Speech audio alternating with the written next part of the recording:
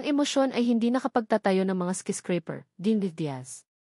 Ang mga salitang iyon, binitiwan ng mailamig na kayang magpabago ng klima sa loob ng marangyang boardroom, ay parang isang matulis na patalim na tumusok sa tensyonadong katahimikan. Lahat ng mga mata ay napako kay Clarice Alcantara, ang babaeng nakaupo sa dulo ng mahabang mesa, ang reyna sa kanyang kahariang gawa sa salamin at bakal. Si Riz. Sihi ng Alcantara Corporation sa edad na 32. Napalunok si Elise Diaz, isang matandang miyembro ng board na ang buong mukha ay nagpapakita ng pagsusumamo.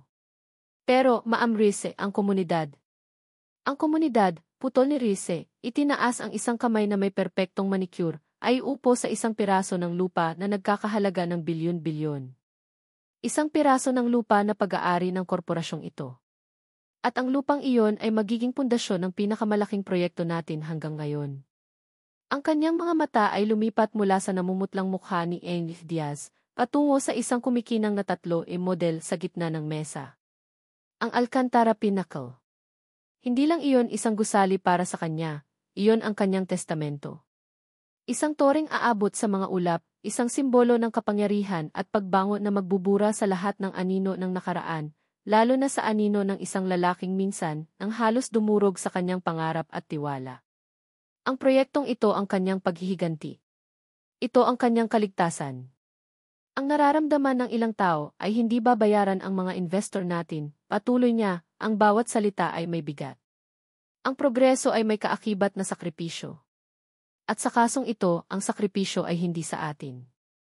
May mga tanong pa ba? Walang umimik. Ang katahimikan ay ang kanyang tagumpay. Tumango siya ng bahagya. Good. Inaasahan kong nasa panig ko kayong lahat. Hindi iyon isang pakiusap. Iyon ay isang utos. Makalipas ang isang oras, ang tahimik na ugong ng kanyang itim na luxury sedan ang tanging ingay na naririnig ni Riz habang binabagtas nito ang magulong trapiko ng Makati. Ang mga matataas na gusali, ang sarili niyang mga nilikha, ay dumadaan sa kanyang bintana. Ngunit ngayon, ang patutunguhan niya ay isang lugar na taliwas sa lahat ng kinakatawan niya. Isang sulok ng lungsod na tila naiwan ng panahon. Habang papalapit ang sasakyan, ang mga makintab na tore ay napalitan ng mga mabababang gusali na kupas na ang pintura, mga bubong na may kalawang, at mga kable ng kuryente na parang magulong sinulid ng isang higante. Bumaba ang bintana ng kanyang sasakyan at ang amoy ng syudad, usok, pagkain sa kalye, at ang hindi maipaliwanag na amoy ng buhay, ay pumasok sa loob. Kinunot niya ang kanyang noo. Para sa kanya, ito ang amoy ng kawalan ng progreso. Amoy ng oportunidad na nasasayang. Dito na po tayo, ma'am, sabi ng kanyang driver. Tumango si Rize, ang kanyang tingin ay nakatuon sa isang partikular na gusali. Ang tea-kapihan sa kanto. Isang maliit na coffee shop na may mga kahoy na mesa sa labas, mga halamang nakasabit sa bintana, at isang singboard na sulat kamay. Ito ang sentro ng pagtutol. Ang puso ng komunidad na ayaw umalis. Pathetic, isip niya. Bumukas ang pinto ng sasakyan at humakbang siya palabas. Agad na napunta sa kanya ang atensyon ng lahat. Ang mga nag-iinuman ng kape, mga nagkukwentuhan sa bangketa, mga batang naglalaro, lahat sila ay tumigil at napatingin. Kung ang kanyang suot na navy blue power suit at stiletto heels ay hindi sapat para ipamukha sa kanilang hindi siya kabilang doon, ang pagdating ng kanyang sasakyan na parang isang itim na halimaw sa kanilang tahimik na kalye ay sapat na. Hindi niya pinansin ang mga titig. Lumakad siya ng may determinasyon, ang kanyang mga takong ay lumilikha ng matinis na tunog sa semento, isang tunog na banyaga sa lugar na iyon. Ang kanyang layunin, ang makita mismo ang lupang kanyang bibilhin. Hindi bibilhin. Ang kinin. Anong kailangan ninyo, ma'am? Isang boses ng babae ang pumigil sa kanya. Humarap si Riz. Nakatayo sa harap niya ang isang babae, marahil ay kaedad niya, na may suot na simpleng itim na t-shirt at isang apron na may logo ng tea-kapihan sa kanto. Ang buhok nito ay nakapusod ng simple at may ilang hibla na naligaw sa kanyang mukha. May hawak siyang tray na may lamang 2 baso. Pero ang mga mata nito, ang mga matang iyon ang nakakuha ng pansin ni Riz. Mayroon itong apoy. Isang matigas na determinasyon na hindi bumagay sa simple nitong anyo. Tinitingnan ko lang ang property, sagot ni Riz, ang kanyang boses ay walang emosyon na para bang sinusuri niya ang isang bagay na walang buhay. Ngumisi ang babae, isang ngisi na hindi umabot sa kanyang mga mata. Property. Para sa amin, tahanan ito. Komunidad. Hindi ito basta property lang na mabibili mo. Itinaas ni Rize ang isang kilay. Hinubad niya ang kanyang salamin at tinitigan ang babae mula ulo hanggang paa. At ikaw si Andrea Reyes. Dre na lang. Isa ako sa mga nagtatrabaho dito.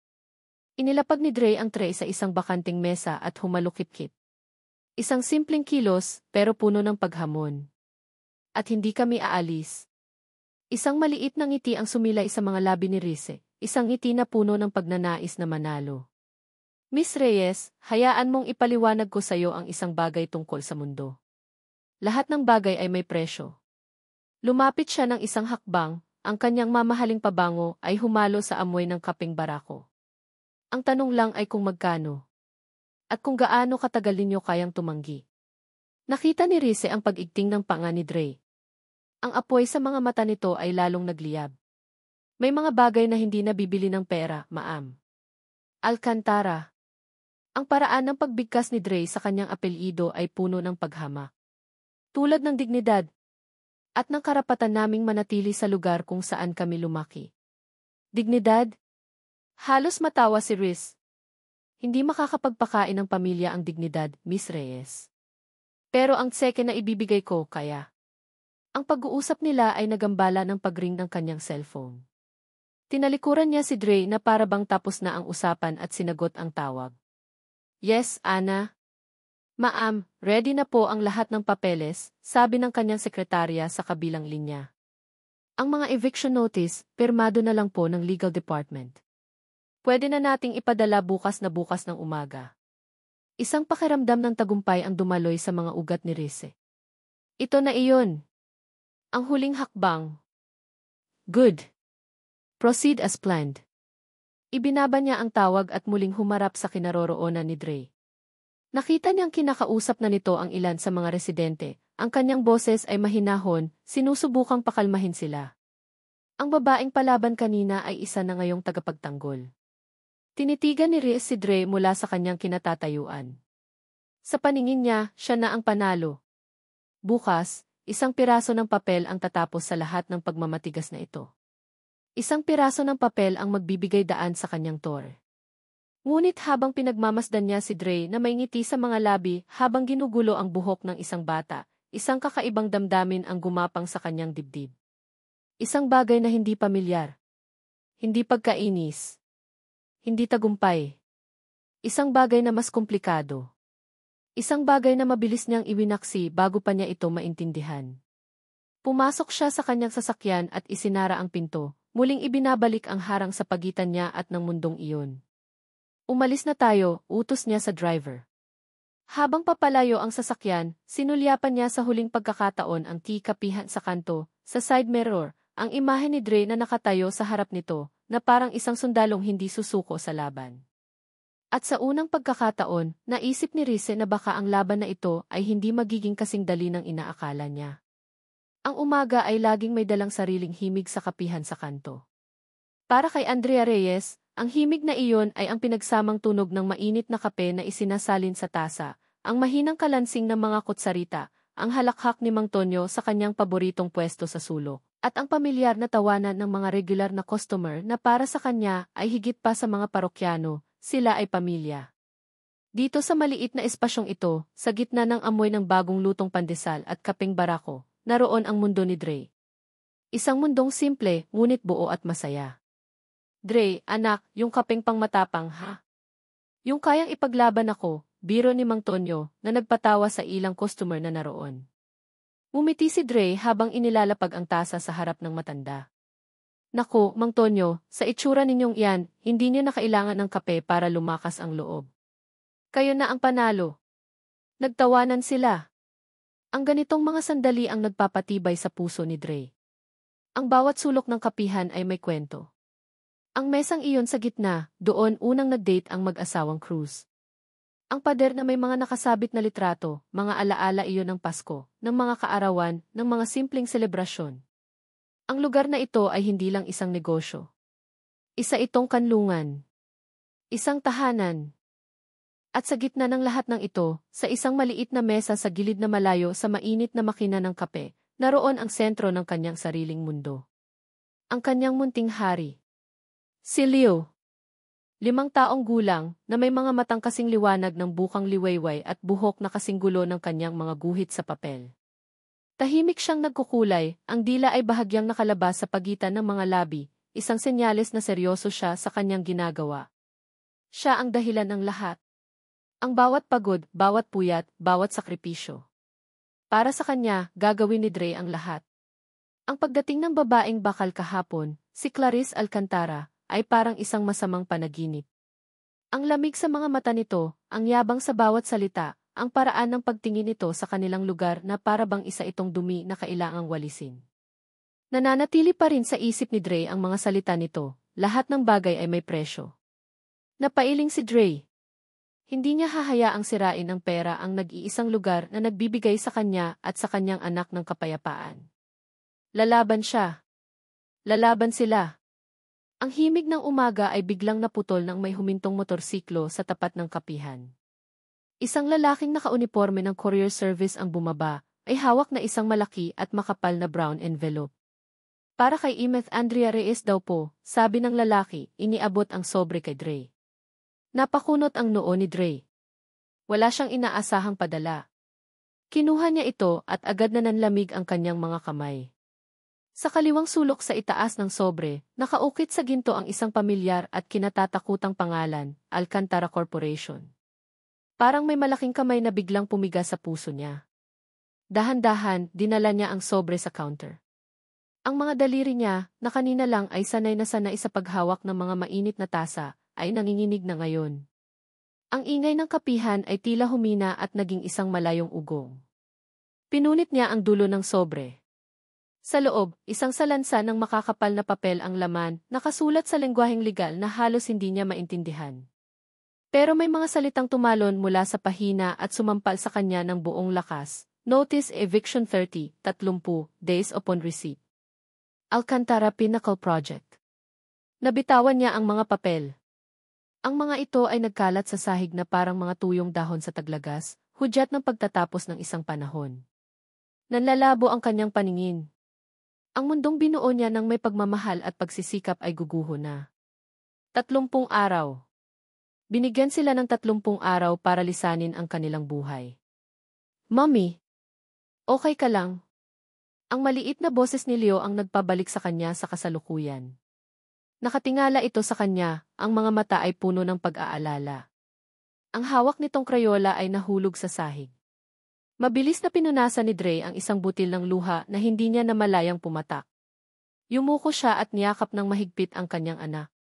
Inamoy niya ang buhok nito, humuhugot ng lakas mula sa init ng maliit nitong katawan. Okay lang si Mommy, anak, bulong niya, kahit na ang bawat salita ay parang kasinungalingan. Bakit ka umiiyak, Mommy? Tanong ulit ni Leo, ang kanyang munting kamay ay humahaplos sa pisngi ni Dre. Umiling si Dre at pilit nang umiti. Hindi, baby. May pumasok lang sa mata ni Mommy. Itinuro niya ang mga nagkalat na papel. Ito. Laro lang to, isang masamang laro ng isang reyna na gustong sirain ang kastilyo natin. Kumunot ang noo ni Leo. Ang kapihan ang kastilyo natin? Tumango si Dre, ang kanyang boses ay nanginginig na sa pagpipigil. Anak, ito ang kastilyo natin. At ikaw ang hari dito. At hindi hahayaan ni Mommy na may sumira sa kastilyo ng hari niya. Okay. Niyakap niya muli ang anak, mas mahigpit pa kaysa kanina. Promise ni Mommy walang kukuha nito sa atin. Walang-wala. Isang pangakong hindi niya alam kung paano tutuparin, pero isang pangakong isusumpa niya sa buong buhay niya. Nang gabing iyon, matapos umuwi ng lahat ng customer, at matapos niyang patulugin si Leo sa maliit na kwarto sa likod ng kapihan, mag-isa na lang si Dre. Ang masayang himig ng umaga ay napalitan ng isang mabigat at nakabibinging katahimikan. Pinulot niya ang mga papel mula sa sahig at binasa itong muli, paulit-ulit, na para bang sa pagbabasa niya ay magbabago ang mga salita. Pero hindi. Nandoon pa rin ang utos. Ang hatol. Habang nagpupunas siya ng mga mesa, ang kanyang mga galaw ay mabagal at mabigat, napatingin siya sa labas ng bintana. Sa kabilang kalye, sa ilalim ng isang madilim na puno, may isang pamilyar na sasakyan na nakaparada. Isang itim na luxury sedan. Ang mga bintana nito ay tinted, pero alam na alam ni Dre kung sino ang nasa loob. Ang babaeng bakal. Si Clarice Alcantara. Nakatayo lang doon si Dre, hawak ang basang-basahan, ang puso niya ay kumakabog ng malakas sa galit at takot. Ang sasakyan ay hindi gumagalaw.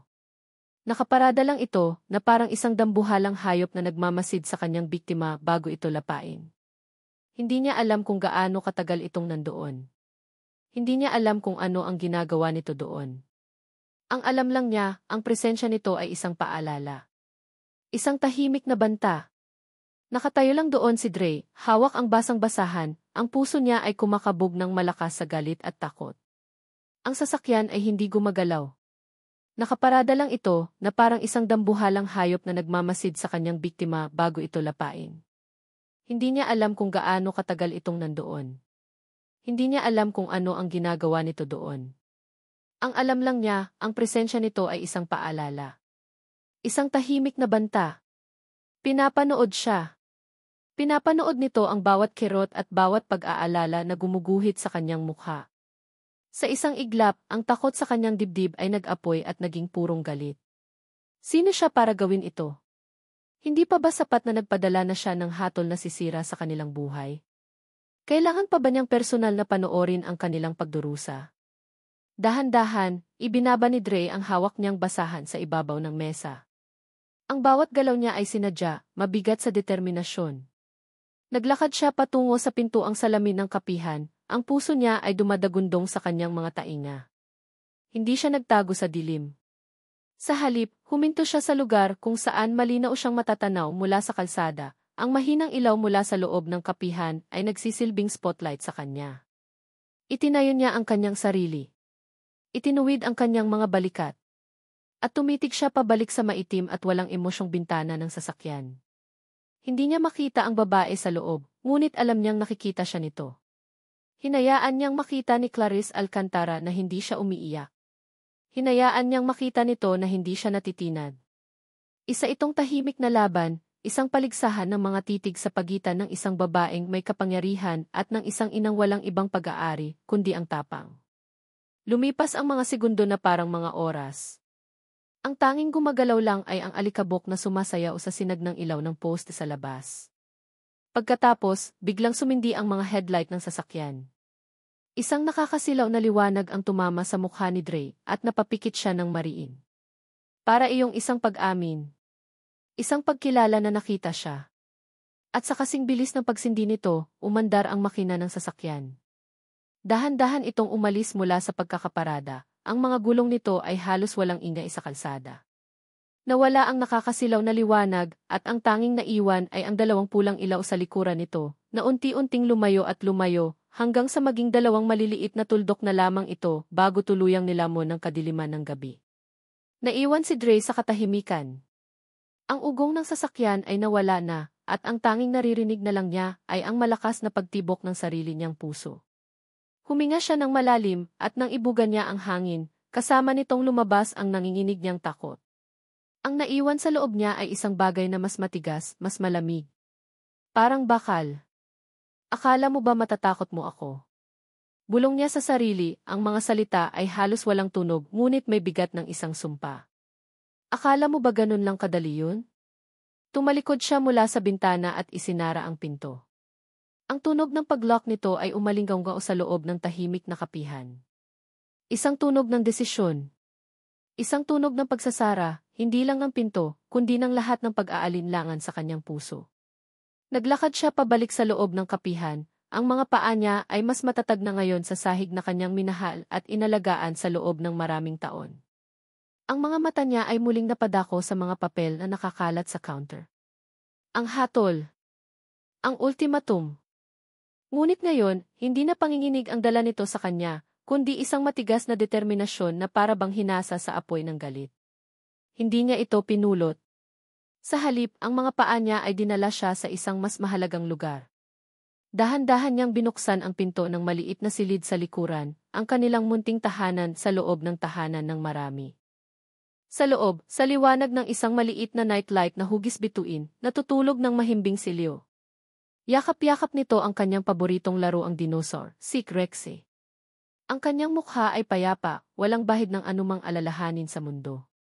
Humihinga siya ng marahan, isang tunog na para kay Dre ay mas mahalaga pa sa lahat ng musika sa mundo. Ito ang tunay na ipinaglalaban niya. Hindi ang mga pader o ang mga mesa. Hindi ang kita sa bawat araw. Kundi ang kapayapaang ito. Ang inosenteng pagtulog na ito. Ang karapatan ng kanyang anak na magkaroon ng isang lugar na matatawag niyang sa kanila, isang lugar na ligtas at puno ng pagmamahal. Lumuhod si Dre sa tabi ng kama. Hinaplos niya ng buong ingat ang magulong buhok ng anak, takot na magising ito. Naramdaman niya ang init ng pisngi nito sa kanyang mga daliri. Isang luha na naman ang namuo sa kanyang mata, ngunit hindi na ito luha ng takot o pagkatalo. Ito ay luha ng isang ina na handang gawin ang lahat. Para sa'yo, anak, bulong niya, ang kanyang boses ay halos hangin na lang. Hindi kita pababayaan. Lalaban si Mommy. Nanatili siya roon, nakaluhod sa tabi ng kanyang natutulog na hari, ang kanyang anino ay isang mahabang proteksyon sa dingding. Sa labas, ang gabi ay tahimik, ngunit sa loob ng puso ni Andrea Reyes, isang digmaan ang kasisimula pa lamang. Ang ulan. Iyon ang unang bagay na napansin ni Clarice Alcantara. Hindi isang ambon, kundi isang marahas at bigla ang pagbuhos mula sa kalangitan, na para bang ang mga ulap ay biglang napagod sa kanilang dala-dalang bigat. Ang malalakas na patak ay humahampas sa bubong at mga bintana ng kanyang sasakyan, lumilikha ng isang ingay na sumasapaw sa mahinang tunog ng classical music mula sa stereo. Perwisyo, bulong ni Rhys sa sarili, habang pinagmamasdan ang mga agos ng tubig na dumadaloy sa salamin sa harap. Nasa kabilang kalsada na naman siya mula sa kapihan sa kanto. Hindi niya alam kung bakit siya bumalik. Marahil ay para makita ang epekto ng kanyang ipinadalang notice. Para ma-enjoy ng personal ang unti-unting pagkasira ng loob ng mga residente. O baka naman, isang ideyang mabilis niyang iwinaksi, ay para masilayan muli ang nag-aapoy na mga mata ng babaeng iyon, si Andrea Reyes. Ano man ang dahilan, narito siya ngayon, hindi makaalis dahil sa biglaang pagbuhos ng ulan. Napatingin siya sa kanyang mamahaling relo. May board meeting siya sa loob ng 1 oras. Ang bawat minuto na nasasayang dito ay isang insulto sa kanyang mahigpit na schedule. Mula sa kanyang kinaupuan, tanaw niya ang kapihan. Ang mga customer na nasa labas kanina ay nagsiksikan na sa loob. May mga tumatakbo para sumilong sa ilalim ng maliit na bubong nito. Sa gitna ng kaguluhan, ang maliit na kapihan ay nagsilbing kanlungan. Isang imaheng nagbigay sa kanya ng hindi maipaliwanag na inis. At doon, sa gitna ng malakas na ulan, may isang bagay na gumalaw. Isang maliit na figura. Isang bata. Mula sa pintuan ng kapihan, isang bata ang biglang tumakbo palabas. Hindi papunta sa silungan. Kundi papunta sa kalsada, hinahabol ang isang bagay, isang pulang bola na inanod ng tubig baha. Nanigas si Rhys sa kanyang kinaupuan. Ang puso niya, nakalmado lang kanina, ay biglang kumabog ng malakas. Yung bata. Yung anak ni Dre. Si Leo. Para siyang nanonood ng isang pelikula na naka-slow motion. Ang maliit na katawan ni Leo, suot ang isang dilaw na t-shirt, ay tumatakbo, ang mga paa nito ay lumulusong sa umaapaw na tubig sa kalsada. Hinahabol nito ang bola na palayo ng palayo. Nasaan ang ina niya, iyon ang unang malamig na naisip ni Rhys. Isang paghuhusga. Isang pagkondena sa kapabayaan. Ngunit ang paghuhusgang iyon ay agad na nalunod ng isang mas malakas, mas primal na damdamin. Takot. Purong takot. Nakita niya ang papalapit na tricycle. Ang driver ay hirap na makita ang daan dahil sa lakas ng ulan. Hindi nito nakikita ang bata. Diyos ko, usa ni Rhys, hindi na mamalayan na nabigkas niya ito ng malakas. Wala nang pag-iisip. Wala nang kalkulasyon. Ang isihi, ang babaeng bakal, ang reyna ng mga skyscraper, ay nawala. Ang naiwan ay isang tao na nakakita ng isang batang nasa bingit ng panganib. Manatili ka dito, utos niya sa kanyang driver, bago pa man ito makapagsalita. Tinanggal niya ang kanyang seatbelt. Ang kanyang kamay ay kumilos ng kusa. Hinablot niya ang kanyang navy blue blazer, ang kanyang baluti, ang simbolo ng kanyang kapangyarihan na nagkakahalaga ng sweldo ng isang ordinaryong empleyado sa isang buwan, at itinulak pabukas ang mabigat na pinto ng sasakyan. Agad siyang sinalubong ng malakas na hangin at ulan. Naramdaman niya ang paglubog ng kanyang stiletto sa putik sa gilid ng kalsada. Ang kanyang perpektong ayos na buhok ay agad na nabasa at dumikit sa kanyang mukha. Wala siyang pakialam. Ang kanyang mga mata ay nakatuon lang sa batang lalaki. Salamat sa Diyos, ang tricycle ay nakaliko na, hindi napansin ang bata. Ngunit si Leo ay nalilito na ngayon. Ang bola ay nawala na, at siya ay nasa gitna ng isang maingay at basang mundo. Tumingin siya sa paligid, ang mukha ay nagpapakita ng takot. Umiiyak na siya. Leo, sigaw ni Rise, ang boses niya ay halos hindi marinig dahil sa ingay ng ulan. Tumatakbo na siya ngayon. Ang kanyang mamahaling sapatos ay nasisira. Ang kanyang damit ay basang-basa. Ngunit patuloy siya. Nakita niya si Leo na tumakbo sa isang makitid na eskinita sa pagitan ng dalawang gusali, marahil ay naghahanap ng masisilungan. Sinundan niya ito. Ang eskinita ay madilim at masangsang ang amoy. Leo, tawag niya ulit, ang kanyang boses ay mas malakas na ngayon, may halong pagkataranta. At doon, sa dulo ng eskinita, sa likod ng ilang basurahan, nakita niya ito. Nakaupo sa sahig, yakap-yakap ang kanyang mga tuhod, nanginginig sa ginaw at takot. Ang munting hari ng kapihan ay isa na lamang nawawalang bata. Dahan-dahan siyang lumapit, sinisiguradong hindi ito matatakot sa kanya. Leo, sabi niya, ang kanyang boses ay mas malumanay na ngayon, isang tono na kahit siya ay nagulat na kaya niyang gawin. Tumingala ang bata, ang mga mata nito ay malaki at puno ng luha. Nawawala po ako, sabi nito sa nanginginig na boses. Umupo si Rhys sa harap niya, hindi alintana ang maruming sahig. Hinubad niya ang kanyang basang-basa na blazer at maingat na ipinulupot ito sa nanginginig na katawan ng bata. Okay na. Hindi ka na nawawala. Nakita na kita. Binuhat niya si Leo. Magaan ito, masyadong magaan. Naramdaman niya ang pagkapit ng mga munting braso nito sa kanyang leg. Ang init ng katawan nito ay tumago sa kanyang basang damit. Isang kakaibang pakiramdam. Isang bagay na hindi niya pa naramdaman kailanman. Naglakad siya pabalik palabas ng eskinita, pasan ang bata. Habang papalapit sila sa kapihan, narinig niya ang isang sumisigaw na boses. Ay! Anak! Ay! Si Dre! Tumatakbo ito sa gitna ng ulan, ang buhok ay basang-basa, ang mukha ay nababalot ng purong sindak. Tumingin ito sa kaliwa, sa kanan, ang kanyang mga mata ay ligaw sa paghahanap. Ang babaeng matapang kahapon, ang babaeng palaban kanina, ay isa na ngayong ina na nawawala ng anak. At sa sandaling iyon, nakita ni Rhys hindi ang kanyang kaaway, kundi ang isang kapwa babae na dumaranas ng pinakamatinding takot na maaaring maranasan ng isang magulang. Dre, sigaw ni Rhys. Napalingon si Dre sa direksyon niya. Ang mga mata nito ay nanlaki nang makita siya, ang sihi, ang kaaway, na basang-basa, marungis, at buhat-buhat ang kanyang anak. Tumakbo si Dre palapit sa kanila. Hindi ito nagsalita. Kinuha lang nito si Leo mula sa mga braso ni Rhys at niyakap ito ng napakahigpit na para bang hindi na niya ito bibitawan pa. Hinalikan nito ang bawat sulok ng mukha ng anak habang umiiyak ng walang tunog. Ang luhang dala ng ulan at ng luhang dala ng ire ang siyang nagpabasa sa kanyang mukha. Nakatayo lang doon si Rhys, pakiramdam niya ay isa siyang estranghero na nakisali sa isang napaka-personal na sandali. Naramdaman niya ang lamig. Gusto na niyang tumalikod, bumalik sa kanyang sasakyan, sa kanyang ligtas at kontroladong mundo. Nang sa wakas ay tumingin si Dre sa kanya, matapos siguraduhing ligtas na ang anak nito, ang nakita ni Rhys sa mga mata nito ay hindi na purong galit. Mayroon pa ring pag-iingat, ngunit mayroon ding pagkalito. Pagkagulat. At isang bagay na hindi niya inaasahan, isang maliit na butil ng pasasalamat. Tiningnan ni Dre ang itsura ni Rhys mula ulo hanggang paa, ang gusot na damit, ang sirang sapatos, ang tumutulong buhok. At pagkatapos ay tiningnan niya ang kanyang anak na nababalot sa isang mamahaling blazer. Nagbaba ng tingin si Dre, nanginginig pa rin. May ilang segundong katahimikan, tanging ang hina ng ulan na lang ang naririnig. Akala ni Rhys ay tapos na. Tatalikod na sana siya para umalis nang magsalita si Dre.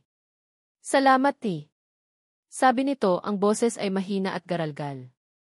Itinaas nito ang kanyang tingin at sinalubong ang mga mata ni Riz. Pumasok ka muna. Magkakape. Ang mga salitang pumasok ka muna. Magkakape ay lumabas sa bibig ni Dre bago pa man niya ito mapigilan. At sa sandaling binitiwan niya ang mga ito, isang bahagi niya ang gustong bawiin ito agad. Ano ba nang ginagawa mo, Dre? Sigaw ng isip niya. Ito ang babaeng gustong magpalaya sa inyo. Ito ang kaaway. Ngunit ang isa pang bahagi niya, ang bahaging nakakita sa babaeng ito na basang-basa at marungis, na walang pag-aalinlangang sumuong sa ulan para iligtas ang kanyang anak, ay nagsasabing ito ang tamang gawin. Utang na loob. Iyon ang tawag doon. Isang utang na loob na kasing bigat ng buhos ng ulan kanina. Nag-aalangan si Clarice Alcantara. Nakita ni Dre ang pagbabago sa postura nito. Ang babaeng laging tuwid ang tayo at puno ng kumpiyansa ay tila biglang hindi alam kung saan ilalagay ang kanyang sarili. Tumingin ito sa marumi nitong sapatos, sa basang-basa nitong damit at pagkatapos ay sa kanya. Sa mga mata nito, may bakas ng pagod at isang emosyon na hindi pa nakikita ni Dre dati, pag-aalinlangan. Sa huli, isang bahagyang tango lang ang isinagot nito. Pinangunahan sila ni Dre papasok sa kapihan. Ang amoy ng ulan at basang lupa ay humalo sa pamilyar na amoy ng kape. Ang lugar, na kanina lang ay puno ng ingay at gulo, ay tahimik na ngayon. Tanging ang mahinang patak na lang ng tubig mula sa damit ni Riz sa sahig ang naririnig. Isang nakakabinging katahimikan ang namagitan sa kanila. Kumuha si Dre ng isang malinis at tuyong tuwalya mula sa likod at iniabot ito kay Riz. Pasensya na, ito lang ang meron ako, sabi niya. Tinanggap ito ni Riz nang walang salita at nagsimulang tuyuin ang kanyang buhok at mukha. Habang si Dre naman ay halos otomatikong pumunta sa likod ng counter at nagsimulang magtimpla ng kape. Ang kanyang mga kamay ay sanay na sanay sa ginagawa, ngunit ang isip niya ay lumilipad. Bawat galaw ni Riz sa kanyang likuran ay ramdam na ramdam niya. Ang presensya nito ay parang isang malakas na magnet na humihila sa lahat ng atensyon sa silid. Nang iharap niya ang mainit na tasa ng kapeng barako kay Riz, naabutan niya itong nakatingin sa paligid. Ang mga mata nito ay sinusuri ang bawat sulok ng kapihan, ang mga lumang kahoy na mesa, ang mga kupas ng litrato sa pader, ang mga sulat kamay na menu board. Ang tingin nito ay propesyonal pa rin, na parang tinatantiya ang halaga ng bawat bagay. Ngunit sa ilalim niyon, tila may nakita si Dre na kislap ng pagtataka. Umupo si Riz sa pinakamalapit na mesa at humigop sa kape. Bahagyang nanlaki ang mga mata nito sa sorpresa. Masarap, sabi nito, ang boses ay mahina, na para bang nagulat siya sa sarili niyang papuri. Salamat, sagot ni Dre. Muling bumagsak ang katahimikan. Hindi alam ni Dre kung ano ang sasabihin. Ang katahimikan ay binasag ng maliliit na yapak. Si Leo, bihis na ng tuyong damit, ay dahan-dahang lumapit sa mesa nila. May hawak siyang isang piraso ng papel. Nahihiya siyang nagtago sa likod ni Dre, ngunit ang mga mata niya ay nakatuon kay Riz. Anak, tanong ni Dre. Itinulak ni Leo ang papel pasulong. Para sa'yo daw po, bulong nito. Kinuha ito ni Dre at tiningnan. Ito ay isang guhit.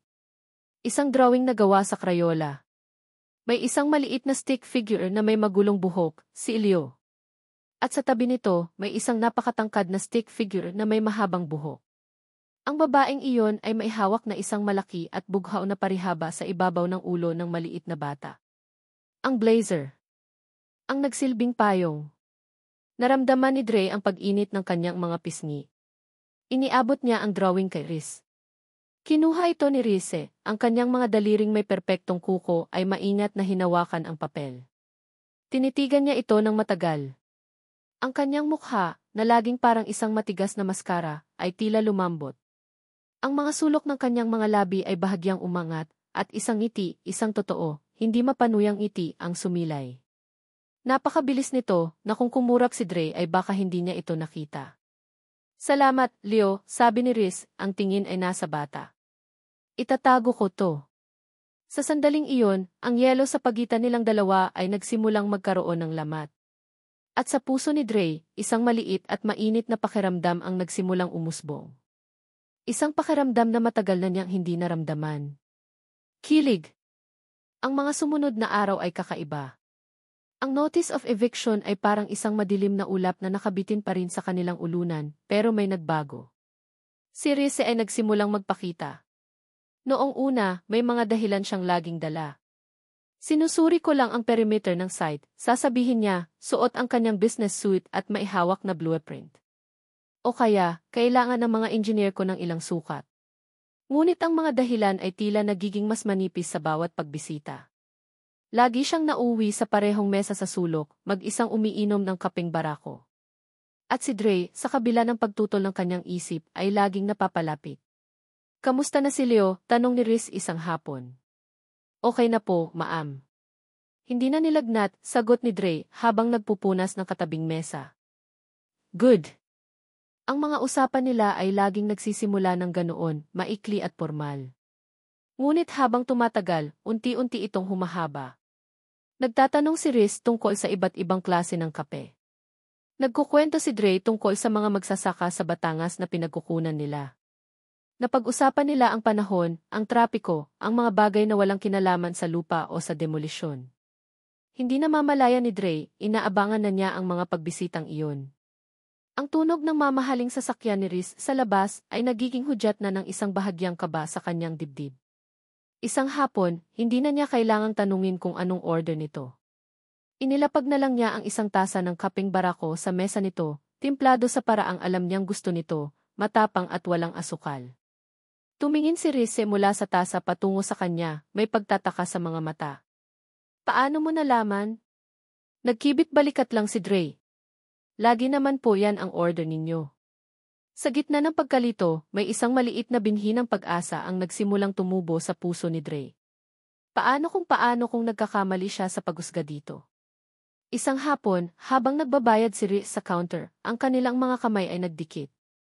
Ang mga daliri ni Riz na malamig dahil sa aircon ng opisina nito ay dumampi sa mainit na palad ni Dre. Para itong isang kuryente. Sabay silang napabawi ng kamay na parabang napaso. Mabilis na umiwas ng tingin si Dre, ramdam na ramdam ang pamumula ng kanyang mga pisngi. Narinig niyang bahagyang umubo si Riz. Nang sumulyap siya, nakita niyang nakatingin ito sa ibang direksyon, ngunit ang gilid ng liig nito ay may bahid ng pamumula. Ang hangin sa pagitan nila ay biglang napuno ng isang bagay na hindi masabi. Isang bagay na pareho nilang naramdaman, ngunit parehong takot aminin. Ngunit ang pag-asang iyon ay kasing rupok ng isang manipis na salamin. Isang araw, habang nasa kalagitnaan sila ng isang magaan na usapan, biglang tumunog ang telepono ni Riz. Nakita ni Dre ang screen. Hindi isang pangalan, kundi isang numero lang ang nakarehistro. Excuse me, sabi ni Riz at sinagot ang tawag. Hello. Agad na nagbago ang lahat. Ang bahagyang ngiti sa mga labi ni Riz ay naglaho. Ang kanyang mukha ay biglang namutla, napalitan ng isang malamig at matigas na ekspresyon na pamilyar kay Dre mula sa kanilang unang pagkikita. Ang kanyang postura ay nanigas. Anong kailangan mo? Ang boses ni Riz ay matalim at puno ng galit. Nakikinig ito sa kung sino man ang nasa kabilang linya, at ang kanyang mga daliri ay humigpit sa pagkakahawak sa telepono. Pagkatapos, bigla siyang tumayo. Ang upuan ay gumawa ng isang maingay na kaluskos sa sahig. Hindi siya tumingin kay Dre. Ang kanyang mga mata ay nakatuon sa kawalan. Kailangan ko nang umalis, sabi niya, ang boses ay pilit at pigil. At tulad ng isang multo, naglakad siya palabas ng kapihan ng walang lingon likod. Naiwan sa mesa ang kanyang kapeng hindi pa nangangalahati at isang katahimikang mas mabigat pa kaysa dati. Nakatayo lang doon si Dre, nakatitig sa pinto kung saan ito nawala, ang puso niya ay puno ng pagkalito at isang hindi maipaliwanag na takot. Ang init na naramdaman niya kanina ay biglang nilamon ng lamig. Sino ang tumawag? At bakit tila sa isang iglap, bumalik ang babaeng bakal na una niyang kinatakutan? Ang pangalang iyon. Marco Sandoval. Parang isang lason na dahan-dahang gumapang sa ugat ni Clarice Alcantara, na nagpapatigas sa bawat himaymay ng kanyang kalamnan at nagpapalamig sa kanyang dugo. Ang boses sa kabilang linya, kahit bahagyang nagbago sa paglipas ng mga taon, ay kasing pamilyar pa rin ang sugat na iniwan nito sa kanyang puso. Ang init na dala ng kape, ang amoy ng kapihan, ang bahagyang ngiti ni Dre, lahat ng iyon ay naglaho sa isang iglap. Ang tanging naririnig na lang niya ay ang pagtibok ng kanyang puso, isang mabigat at mabagal na ritmo ng paparating na panganib. Anong kailangan mo? Ang mga salita ay lumabas sa kanyang bibig na parang mga piraso ng yelo. Ang tawa sa kabilang linya ay ang parehong tawang minsan na niyang minahal at pagkatapos ay kinasuklaman. Wow, Riz! Ganyan mo babatiin ang isang matagal na kaibigan? Ang iyong dating kasintahan? Halos masuka si Riz sa salitang iyon. Hindi tayo magkaibigan, Marco. At matagal nang tapos ang kung anumang mayroon tayo. Oh, really? Balita ko, napakalaki na raw ng Alcantara Corp. Yung Alcantara Pinnacle Impressive. Pamilyar ang pangalan, di ba? Parang. Yung pangalan ng proyekto na tayo dapat ang bubuo. Naramdaman ni Rize ang pag-akyat ng galit mula sa kanyang sikmura. Ang Alcantara Pinnacle, ito ang kanyang simbolo ng pagbangon. Ito ang proyektong binuo niya mula sa mga abo ng iniwan ni Marco. Ito ang kanyang paraan para patunayan sa mundo at sa sarili niya na kaya niyang mag-isa. At ngayon, inaangkin ito ng multo ng kanyang nakaraan. Huwag ka nang magpapakita sa akin, Marco, sigaw niya sa telepono, hindi na napigilan ang sarili. Naramdaman niya ang mga mata ni Dre sa kanyang likuran, ngunit wala na siyang pakialam. Ang tanging gusto niya ay putulin ang koneksyon na ito, itapon ang telepono, at magpanggap na hindi nangyari ang tawag na ito. Masyadong huli na para dyan, mahal ko. Nandito na ako sa Maynila. At sa tingin ko, marami tayong dapat pag-usapan. Tungkol sa nakaraan. Tungkol sa hinaharap. Tungkol sa kung ano ang sa atin. Ang banta ay malinaw. Hindi ito isang tawag para makipagkaibigan. Ito ay isang pangingikil. Ibinaba niya ang tawag. Hindi na siya nagpaalam. Tumayo siya, ang isip ay blanko. Ang tanging instinct niya ay tumakas. Tumakas mula sa lugar na ito kung saan, sa unang pagkakataon sa loob ng maraming taon, naramdaman niyang ligtas siya. Ligtas sa paraang hindi niya inaasahan. Ang kapihan sa kanto. Si Dre. Si Leo. Ang mga ito ay nagiging isang kahinaan. Isang siwang sa kanyang baluti. At si Marco, tulad ng isang mandaragit, ay siguradong aamuyin ang kahinaang iyon at gagamitin laban sa kanya. Kailangan ko nang umalis, sabi niya at tumalikod. Ang bawat hakbang palabas ng kapihan ay parang isang paglalakad palayo sa isang mainit na apoy patungo sa isang malamig na bagyo. Pagpasok niya sa kanyang sasakyan, isinubsob niya ang kanyang ulo sa manibela. Ang kanyang mga kamay ay nanginginig. Ang mga alaala ay bumalik na parang isang malaking alon. Isang gabi, 5 taon na ang nakalipas. Siya, isang batang-batang Rize na puno ng pangarap, ay masayang ipinapakita kay Marco ang kanyang mga plano. Ang E. Sandoval Alcantara Towers. Ang kanilang pangarap na proyekto. Ang simbolo ng kanilang pag-ibig at partnership. Kinabukasan, wala na si Marco. At kasama niyang nawala ang lahat ng kanilang ipon, ang lahat ng investor contacts, at ang buong blueprint ng proyekto. Makalipas ang ilang buwan, nalaman niyang itinatayo na ito ng isang karibal na kumpanya, na si Marco pala ang bagong partner. Ang sakit. Ang pagkakanulo. Iyon ang nagtulak sa kanya na maging kung sino siya ngayon. Isang babaeng hindi na nagtitiwala. Isang babaeng naniniwala na ang emosyon ay isang kapansanan. Isang babaeng nagtayo ng mga pader na mas mataas pa sa mga gusaling kanyang itinayo. At si Dre at ang kanyang matapang na mga mata, ang kanyang tahimik na lakas, ang kanyang anak na gumuhit ng isang larawan para sa kanya, unti-unti nilang ginigiba ang mga pader na iyon nang hindi niya namamalayan. Bumalik si Riz sa kanyang opisina na parang isang bagyong paparating. Ang kanyang mga empleyado ay umiiwas sa kanyang daraanan. Walang nangahas na magsalita. Pumasok siya sa kanyang silid at isinara ang pinto ng malakas. Dumiretso siya sa malaking bintana na tanaw ang buong lungsod. Sa malayo, nakikita niya ang lugar kung nasaan ang kapihan sa kanto. Isang maliit na tuldok sa gitna ng malawak na syudad. Isang maliit na tuldok na biglang naging sentro ng kanyang magulong mundo. Tumingin siya sa 3 model ng Alcantara Pinnacle sa kanyang mesa. Ito dapat ang kanyang kaligtasan. Ang kanyang tagumpay. Pero ngayon, habang tinititigan niya ito, ang nakikita na lang niya ay ang mga mata ni Dre na puno ng sakit kapag nalaman nitong itutuloy pa rin niya ang demolisyon. Ang malungkot na mukha ni Leo kapag nawalan ito ng T. Castillo. Isang malalim na pagtatalo ang nagaganap sa kanyang loob. Ang Rize na binuo niya sa loob ng 5 taon, ang Rize na walang puso at walang kinatatakutan, ay nagsasabing kailangan niyang ituloy ito. Kailangan niyang sirain ang koneksyon na iyon. Ang pag-alis sa kanila, ang pagwasak sa kapihan, iyon ang pinakamabilis na paraan para protektahan ang sarili niya mula sa sakit. Kung wala ang kapihan, wala na siyang dahilan para bumalik doon. Wala nang kahinaan. At ang bagong Rize, ang Rize na hindi niya maintindihan, ang Rize na ngumingiti dahil sa isang drawing ng bata, ay sumisigaw na huwag. Ang takot na muling masaktan ay mas malakas. Kinuha niya ang intercom. Ana, sabi niya, ang boses ay walang emosyon, pilit niyang pinapatag. Tawagan mo ang legal department. Sabihin mo sa kanila, bilisan ang lahat ng proseso para sa eviction sa Kanto site. I want them out. As soon as possible.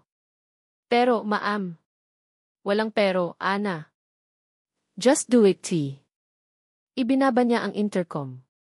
Naramdaman niya ang isang matinding kirot sa kanyang dibdib, na para bang may isang bagay sa loob niya na nabali.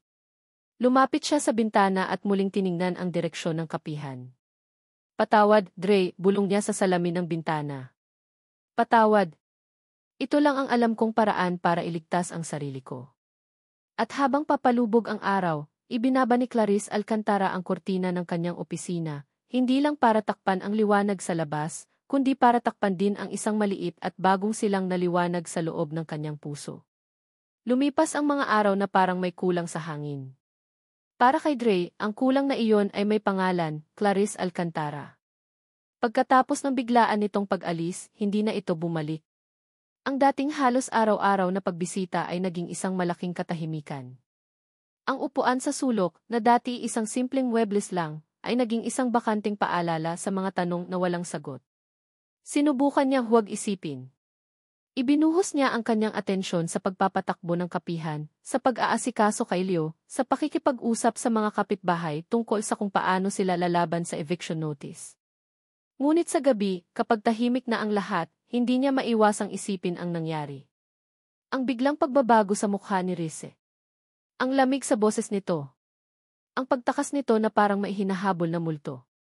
Baka naman laro lang talaga ang lahat ng to, naisip niya isang gabi habang naghugas ng mga tasa.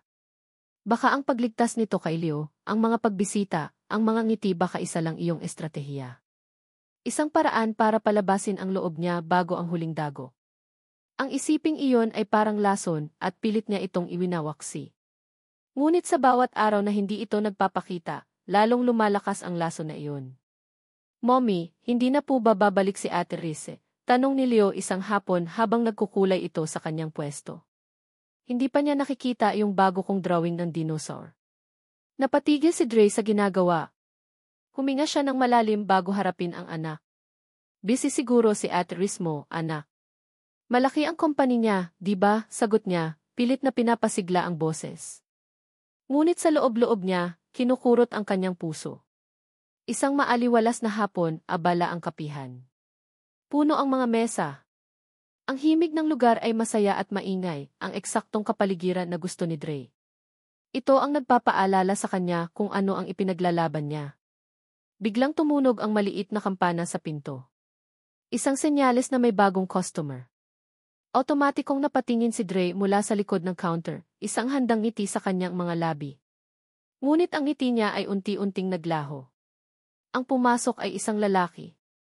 Matangkad, balingkinitan ang katawan, at nakasuot ng isang mamahaling polo shirt na tila hindi nababagay sa simpleng paligid ng kapihan. Ang kanyang sapatos na gawa sa balat ay makintab at walang bahid ng alikabok ng kalsada. Mayroon siyang isang ngiti sa mga labi, isang ngiting puno ng kumpiyansa at tila bahagyang pangingilag sa kanyang paligid. Sinuri nito ang buong lugar, ang mga mata ay gumagala mula sa mga lumang pader hanggang sa mga customer na para bang nanonood siya ng isang palabas sa zoo. May kung anong kaba ang naramdaman ni Dre, isang uri ng pag-iingat na hindi niya maipaliwanag.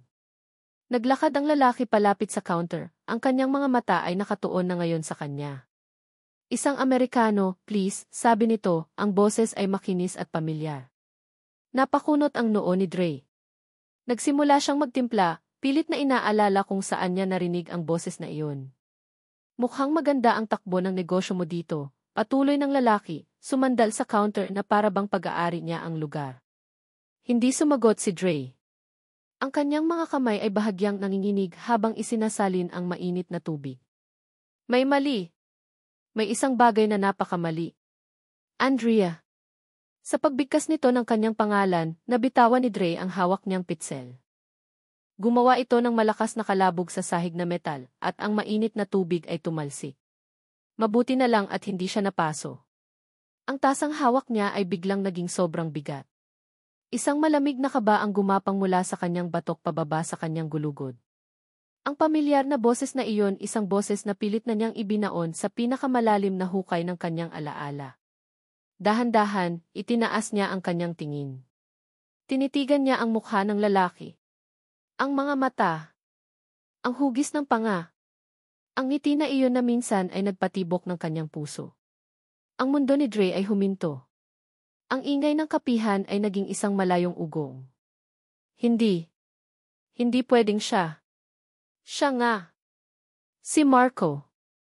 Ang lalaking nangako sa kanya ng buwan at mga bituin, at pagkatapos ay naglaho na parang bula nang sabihin niyang nagdadalang tao siya. Ang ama ni Leo. Marco, usal niya, ang pangalan ay parang buhangin sa kanyang lalamunan. Ngumiti si Marco, isang ngiting mas malawak at mas mapanganib ngayon. Naalala mo pa pala ako. Akala ko kinalimutan mo na ako sa tagal ng panahon. Hindi makapagsalita si Dre. Ang lahat ng sakit, ang lahat ng galit, ang lahat ng gabing umiyak siya ng mag-isa, lahat ay bumalik sa isang iglap.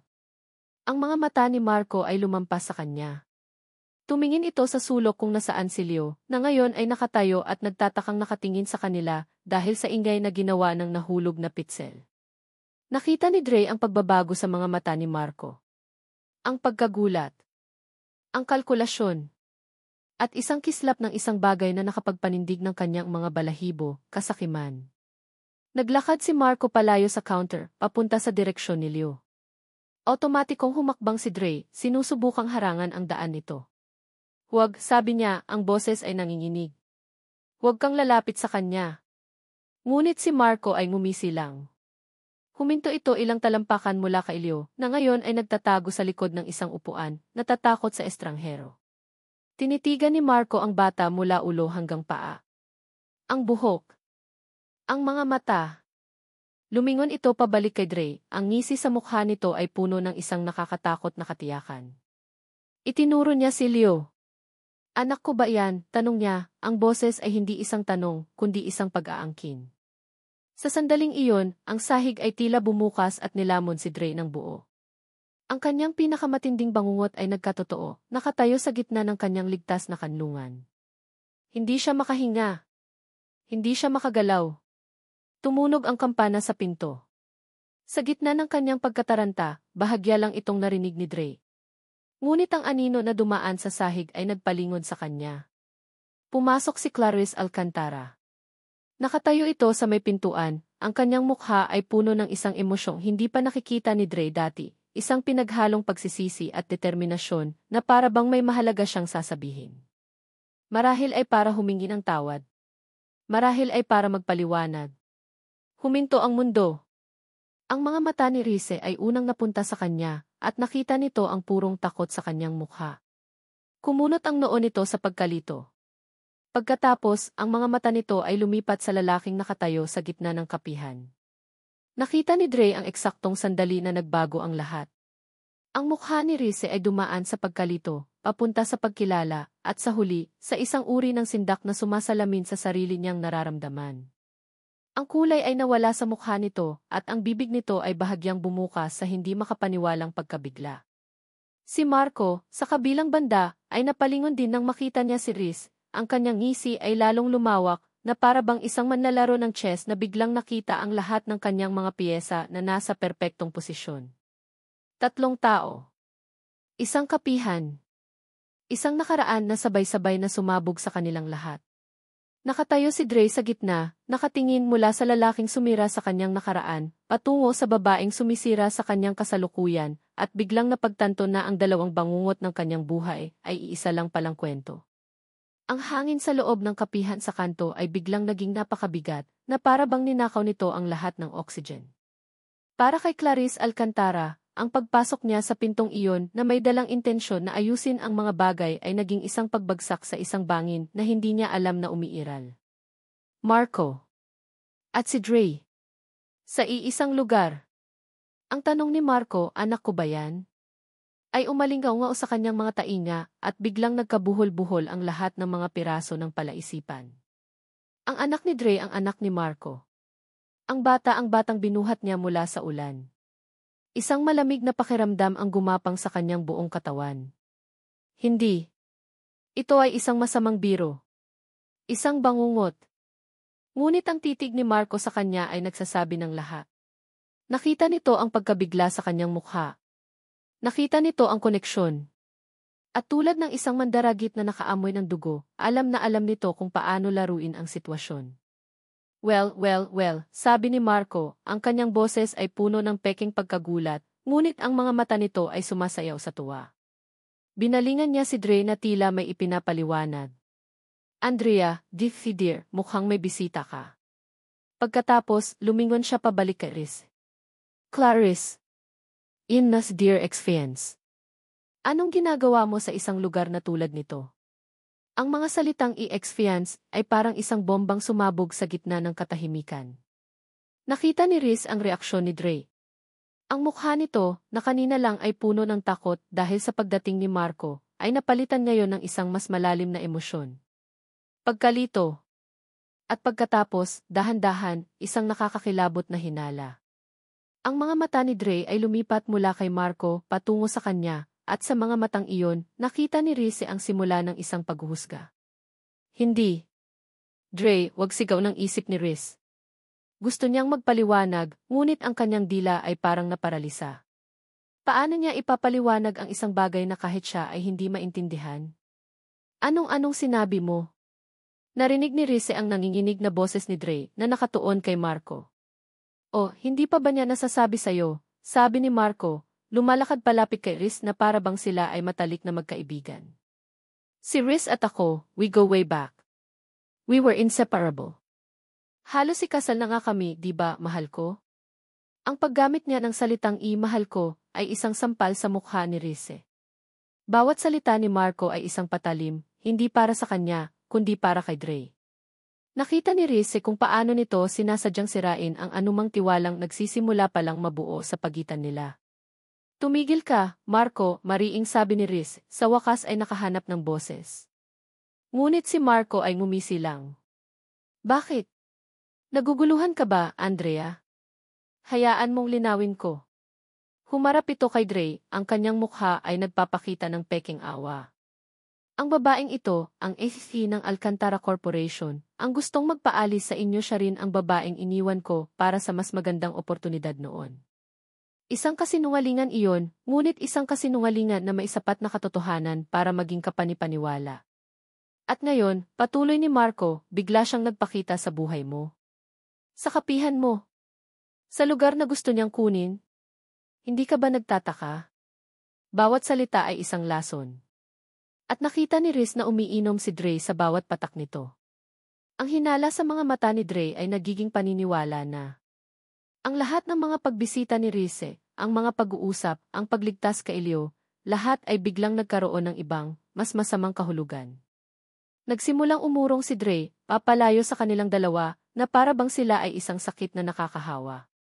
Ang mga kamay nito ay nakahawak sa braso ni Leo, na nagtatago sa likod niya, hinihila ang bata palayo sa panganib. Hindi totoo yan, Dre, sabi ni Riz, ang kanyang boses ay desperado. Hindi ko alam na siya ang ama ni Leo. Nagkataon lang ang lahat.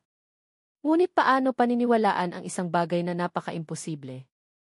Isang sisi na gustong kunin ang isang lupa, na ang may-ari ng isang tindahan doon ay ang ina ng anak ng kanyang dating kasintahan. Kahit sa sarili niyang pandinig, ito ay parang isang plot ng isang murang pelikula. Nagkataon. Tumawa si Marco ng malakas. Oh, Riz. You were always a bad liar. Pagkatapos, ginawa niya ang kanyang pinakatusong galaw. Lumapit siya kay Dre na ngayon ay nakasandal na sa pader, walang matakbuhan. bumulong siya, sapat na lakas para marinig ni Riz. Mag-ingat ka sa kanya, Andrea. Gagawin niya ang lahat para makuha ang gusto niya. Tingnan mo ang ginawa niya sa akin. Ngayong mas mayaman na siya, mas makapangyarihan, baka nga ang paglapit niya sa iyo ay paraan niya para makaganti sa akin. At sino ang gagamitin niya? Siyempre, ang anak ko. Iyon na iyon. Ang huling patak ng lason. Nakita ni Riz ang pagbabago sa mukha ni Dre. Ang huling sinag ng pag-aalinlangan ay namatay. Ang naiwan na lang ay isang malamig at matigas na galit. Ang parehong galit na nakita niya noong una silang magkita, pero ngayon, ito ay 100 beses na mas matindi dahil ito ay binuo sa pundasyon ng nasirang tiwala. Umalis si Marco sa kapihan ilang sandali pagkatapos noon, iniwan ang 2 babae sa gitna ng mga guho ng kanilang katotohanan. Ngunit bago siya umalis, binigyan niya si Riz ng isang huling, makahulugang tingin. Isang tingin na nagsasabing, ako na ang maihawak ng baraha ngayon. Nang silang dalawa na lang ni Dre ang naiwan, sinubukan ni Riz na magsalita. Dre, maniwala ka sa akin. Umalis ka na, sabi ni Dre, ang boses ay walang emosyon. Hindi ito nakatingin sa kanya. Ang mga mata nito ay nakatuon sa sahig. Please, pakinggan mo ako ni. Sinabi kong umalis ka na, sigaw ni Dre, sa wakas ay tumingin sa kanya. At sa mga mata nito, nakita ni Riz ang isang bagay na mas masakit pa kaysa sa galit, pagkasuklam. Tama pala sila. Tama pala ang lahat ng sinasabi nila tungkol sa mga taong tulad mo. Wala kayong puso. Gagamitin ninyo ang lahat, sisirain ang lahat, para lang sa gusto ninyo. Bawat salita ay parang isang suntok sa sikmura ni Riz. Hindi Kaya ka pala lumapit sa anak ko, patuloy ni Dre, ang boses ay nanginginig sa pigil na iyak. Kaya pala bigla kang naging mabait. Isa lang pala kaming lahat na piyesa sa laro mo. Ang tanga-tanga ko. Ang tanga ko dahil naniwala ako. Walang salitang makakalabas sa bibig ni Riz. Dahil sa mga mata ni Dre, siya na ang kontrabida. Siya na ang halimaw. Si Marco, sa loob lang ng ilang minuto, ay nagtagumpay na gawin ang bagay na pinakakinatatakutan niya, ang sirain ang koneksyon na nagbibigay sa kanya ng liwanag. Nang gabing iyon, tumawag ang demonyo. Nasa opisina si Riz, nakatitig sa kawalan nang tumunog ang kanyang telepono. Numero ni Marco. Sinagot niya ito. Hello, Clarice, sabi ni Marco, ang boses ay malambing ngunit puno ng panganib. Nag-enjoy ka ba sa palabas kanina? Ngayon, pag-usapan na natin ang negosyo. Anong gusto mo? Tanong ni Riz, ang boses ay pagod na. Simple lang. Ayokong makita ang anak ko na lumalaki sa isang barong-barong. At ayokong isipin na ang babaeng minsan kong minahal ay magiging dahilan ng paghihirap ng sarili kong anak. So, ito ang deal. Narinig ni Riz ang pag-upo nito sa isang upuan. Give me 30% of Alcantara Corporation, or the world will know how its beloved safe drove the poor single mother out of her home, the same woman whose child her ex-fiancé fathered. Choose. Ang linya ay namatay. Ibinaba ni Riz ang telepono. Ang bigat ng mundo ay tila bumagsak sa kanyang mga balikat. Si Marco ay maihawak na 2 bihag, ang kanyang reputasyon at kumpanya, at ang puso ni Dre. At sa anumang paraan na piliin niya, may isang masasaktan. Ang tanong ay, sino? Ang katahimikan na iniwan ni Marco ay mas maingay pa kaysa sa pinakamalakas na sigaw. Matapos umalis ni Riz, si Dre ay naiwang nakatayo sa gitna ng kanyang kapihan, na ngayon ay parang isang crime scene. Ang bawat upuan, bawat mesa, ay tila isang tahimik na saksi sa pagkawasak ng kanyang tiwala. Yakap-yakap niya si Leo na nakasubsob ang mukha sa kanyang dibdib, marahil ay nararamdaman ang bigat sa hangin. Dahan-dahan, dinala niya si Leo sa kanilang silid at pinatulog ito. Ngunit nang bumalik siya sa kapihan, ang lakas na ipinakita niya kanina ay unti-unting nanghina. Sumandal siya sa counter, ang parehong lugar kung saan nagdikit ang kanilang mga kamay ni Riz. Ang alaala, na dati nagbibigay ng kakaibang kilig, ay isa na ngayong mapait na lason. Ang mga alaala ay nagsimulang mag-unahan sa kanyang isip, bawat isa ay may bahid na ngayon ng kasinungalingan. Ang pagdating ni Riz na basang-basa, buhat-buhat si Leo. Ang larawan ng isang bayani ay napalitan ngayon ng isang tusong mga ngaso na nakakita ng perpektong pain. Gagawin niya ang lahat para makuha ang gusto niya. Ang bulong ng boses ni Marco sa kanyang isip. Ang ngiti ni Riz nang tanggapin nito ang drawing ni Leo. Ang dating tila sinserong ngiti ay isa na palang ngiti ng isang aktres na gumaganap sa kanyang papel. Kahit paggamitin ang anak ko. Ang mga pag-uusap nila. Ang mga tinginan. Ang mga sandaling iyon na akala niya ay totoo. Ang tanga-tanga mo, Dre, bulong niya sa sarili, ang mga salita ay puno ng pagkasuklam. Ang tanga mo para maniwala. Ang sakit ay napakalalim, na parang isang kutsilyong paulit-ulit na isinasaksak sa kanyang puso. Ang sakit ng pagkakanulo. Mas masakit pa ito kaysa noong iwan siya ni Marco. Dahil noon, pag-ibig lang ang nawala. Ngayon, pati ang pag-asang kaya pa niyang magtiwalang muli ay dinurog ng pira-piraso. Isang malakas na katok sa pinto ang pumutol sa kanyang pag-iisip. Napatayo siya ng tuwid, ang puso niya ay biglang kumabog sa kaba at galit. Sa salaming pinto, nakita niya ang anino ng isang pamilyar na anyo. Siya! Nagbalik siya. Ang kapal ng mukha, isip ni Dre. Naglakad siya patungo sa pinto, ang bawat hakbang ay mabigat sa galit. Hindi siya natatakot. Hindi na. Ang naiwan na lang ay isang nag-aapoy na puot. Binuksan niya ang pinto ng buong lakas. Nakatayo sa harap niya si Clarice Alcantara. Ang karaniwang ayos nitong perpekto ay nagulo. Ang mga mata nito ay bahagyang namumugto at ang mukha nito ay puno ng desperasyon. May hawak itong isang puting sobre. Dre, kailangan nating mag-usap, sabi ni Riz, ang boses ay nagmamakaawa. Please, bigyan mo ako ng 5 minuto para magpaliwanag. Isang tawang walang saya ang kumawala sa mga labi ni Dre. Magpaliwanag? Paliwanag para saan, Ma'am Alcantara? Para lalo mo akong maging tanga? Tapos na ang laro. Nanalo na kayo. Walang laro, Dre. Hindi ko. Huwag, sigaw ni Dre, itinaas ang isang kamay para patigilin ito. Huwag ka nang magsinungaling. Sawang-sawa na ako. Ang mga luha, na kanina pa niya pinipigilan, ay nagsimula ng mamuo sa kanyang mga mata. Luha ng galit. Totoo nga ang sabi nila. Wala kayong puso. Ginawa mo lang kaming lahat na tanga. Hindi totoo yan. Halos pabulong na sabi ni Rize, umaatras ng isang hakbang na parabang nasampal. Hindi totoo, lalong tumaas ang boses ni Dre. Pati ang anak ko, ginamit mo. Ang bait-bait mo sa kanya. Ang galing-galing mong umarte. Dinadalhan mo pa ng kung ano-ano. Para saan? Para mas madali mong makuha ang lupang to. Para mas masakit ang ganti mo sa dati mong nobyo. Ang bawat salita ay isang akusasyon at bawat isa ay tumatama sa target. Nakita ni Dre ang sakit sa mukha ni Rize, ngunit hindi na ito nakapagbigay sa kanya ng anumang awa. Para sa kanya, iyon ay pag-arte pa rin. Plinano niyo ba to ni Marco? Ha, hamon niya. Naisip niyo ba na, magandang ideya to. Saktan natin yung pobreng single mother, gamitin natin ang anak niya, tapos pagtawanan natin siya sa huli. Ganoon ba yun, Imesi? Dre, tama na di. Nanginginig na ang boses ni Rize. Nasasaktan mo ako. Nasasaktan? Ako? Nasasaktan ka? Halos hindi makapaniwala si Dre sa kanyang narinig. Ako ang nasasaktan dito. Ako ang niloko. Ako ang nagmukhang kawawa. Nagtiwala ako sa'yo. Sa kabila ng lahat, pinapasok kita sa tahanan ko, sa buhay ng anak ko.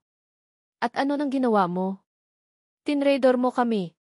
Ipinakita ni Rize ang sobrang hawak nito. Dre, ito para sa'yo to, kung papakinggan mo lang ako. Ngunit huli na ang lahat. Ang tiwala ni Dre ay basag na at hindi na maibabalik pa. Ang sobrang iyon ay isa na lang marahil na huling insulto. Isang tseke. Isang huling offer bago ang demolisyon. Ayoko ng anumang galing sa'yo, sigaw niya. Mas gugustuhin ko pang matulog sa kalye, kasama ang anak ko, kaysa tumanggap ng tulong mula sa isang manlolokong tulad mo. Ang mga salitang iyon ang huling pako sa kabaong. Ang mukha ni Riz ay gumuho. Ang huling sinag ng pag-asa sa mga mata nito ay namatay. Tumingin si Dre sa mga mata nito, at sa huling pagkakataon, nagsalita siya, ang boses ay malamig at matigas na parang yelo. Lumayo ka sa amin. Ang bawat salita ay may bigat ng isang pinto na isinasara magpakailanman. Huwag ka nang babalik dito kailanman. At bago pa man makasagot si Riz, isinara ni Dre ang pinto ng buong lakas. Ang malakas na kalabog ay umalinggaw-ngao sa buong kapihan, isang tunog ng pagtatapos. Nakasandal si Dre sa pinto, ang kanyang mga tuhod ay biglang nanghina. Dahan-dahan siyang napaupo sa sahig, ang lakas na dala ng galit ay biglang nawala. Ang naiwan na lang ay isang nakakabinging kahungkagan. Napasubsob siya sa kanyang mga tuhod at humagulgol ng walang tigil. Umiyak siya para sa kanyang nasirang tiwala. Umiyak siya para sa kanyang anak. Umiyak siya para sa sarili niya, dahil sa gabing iyon, naramdaman niyang nawala ang lahat. At sa labas, nagsimulang pumatak ang ulan. Hindi ito nakikita ni Dre, ngunit sa kabilang panig ng pinto, nakatayo pa rin si Clarice Alcantara. Hindi siya gumagalaw. Ang ulan ay dahan-dahang bumabasa sa kanyang buhok, sa kanyang damit. Tumingin siya sa puting sobre na hawak niya. Ang mga patak ng ulan ay nagsimulang mag-iwan ng mga marka sa papel, dahan-dahang binubura ang mga letrang nakasulat sa labas. Ang mga daliri niya ay nanginginig habang dahan-dahan itong binubuksan. Hinila niya ang papel sa loob na nababasa na rin. Sa ilalim ng madilim na ilaw ng poste, malinaw na nakasulat ang mga salita sa tuktok ng dokumento. Notice cancellation. ASI, Alcantara Pinnacle Project. Nakatitig lang siya sa papel, habang ang ulan at ang kanyang mga luha ay nagsasanib sa kanyang pisngi. Ang kaligtasan na hawak niya ay isa na ngayong basang piraso ng papel. Huli na ang lahat. Nawala na ang lahat. Ang mga sumunod na araw para kay Clarice Alcantara ay isang mahabang, walang katapusang gabi. Ang kanyang opisina, na dati isimbolo ng kanyang kapangyarihan at tagumpay, ay naging isang marangyang kulungan. Ang mga ilaw ng lungsod na dati nagbibigay sa kanya ng pakiramdam ng pagiging reyna ay nagsisilbi na lang ngayong mga tahimik na saksi sa kanyang pag-iisa. Hindi siya halos umuuwi. Natutulog siya sa sofa, kung makakatulog man. Sa ibabaw ng kanyang malawak na mesa, sa tabi ng walang kwenta ng modelo ng Alcantara Pinnacle, naroon ang basang-basa at lukot na papel. Ang Notice of Cancellation. Ang simbolo ng kanyang kabiguan. Isang handog ng kapayapaan na hindi kailanman natanggap. Paulit-ulit na umalinggaw-ngao sa kanyang isip ang mga huling salita ni Dre. Manloloko. Wala kayong puso. Lumayo ka sa amin. Huwag ka nang babalik dito kailanman. Ang bawat salita ay isang matulis na bubog na tumutusok sa kanyang dibdib sa tuwing humihinga siya. Tama si Dre. Sa mata ng lahat, siya ang kontrabida. Siya ang halimaw. At si Marco ang nagpinta ng larawang iyon. Si Marco ang nagbigay ng lason. At siya, sa kanyang katahimikan at mga maling desisyon, ang nagpahintulot dito. Ilang araw siyang nagkulong sa dilim na iyon. Isang gabi, habang nakatayo sa harap ng malaking bintana, tinitingnan ang sariling refleksyon sa salamin, isang ibang mukha ang kanyang nakita. Isang mukha ng isang talunan. Isang babaeng hinayaang sirain ng nakaraan ang kanyang kasalukuyan. Isang babaeng hinayaang manalo ang demonyo. Hindi. Isang salita. Isang maliit na kislap sa gitna ng kadiliman. Hindi. Isang pagtutol. Isang pag-aalsa. Humarap siya palayo sa bintana at tiningnan ang kanyang opisina. Ang kanyang kaharian. Ang lahat ng ito, binuo niya mula sa abo na iniwan ni Marco 5 taon na ang nakalipas. Nagsumikap siya. Lumaban siya. Nagtagumpay siya. At hindi niya hahayaan na ang parehong lalaki ang sisira sa kanya sa pangalawang pagkakataon. Ngunit sa pagkakataong ito, hindi na ito tungkol sa mga gusali o sa pera. Ang Alcantara Pinnacle ay wala ng kwenta.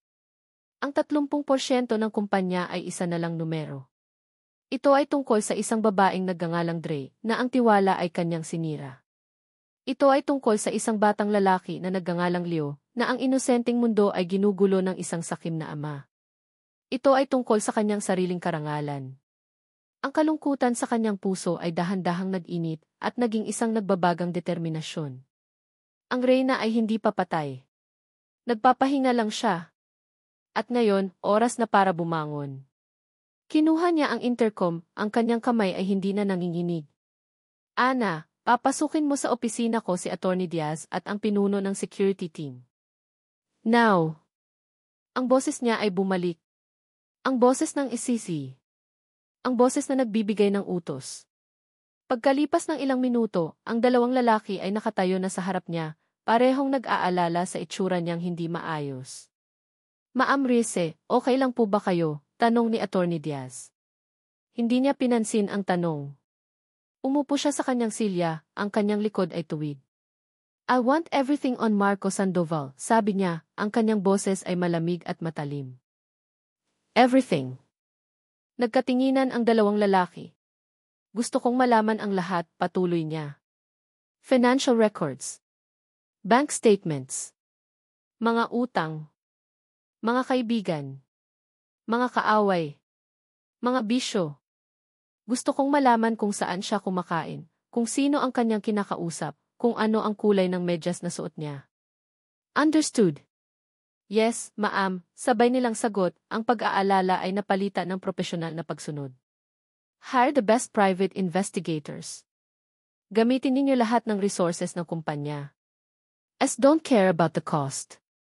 I want results. At gusto kong mag-report kayo sa akin kada oras.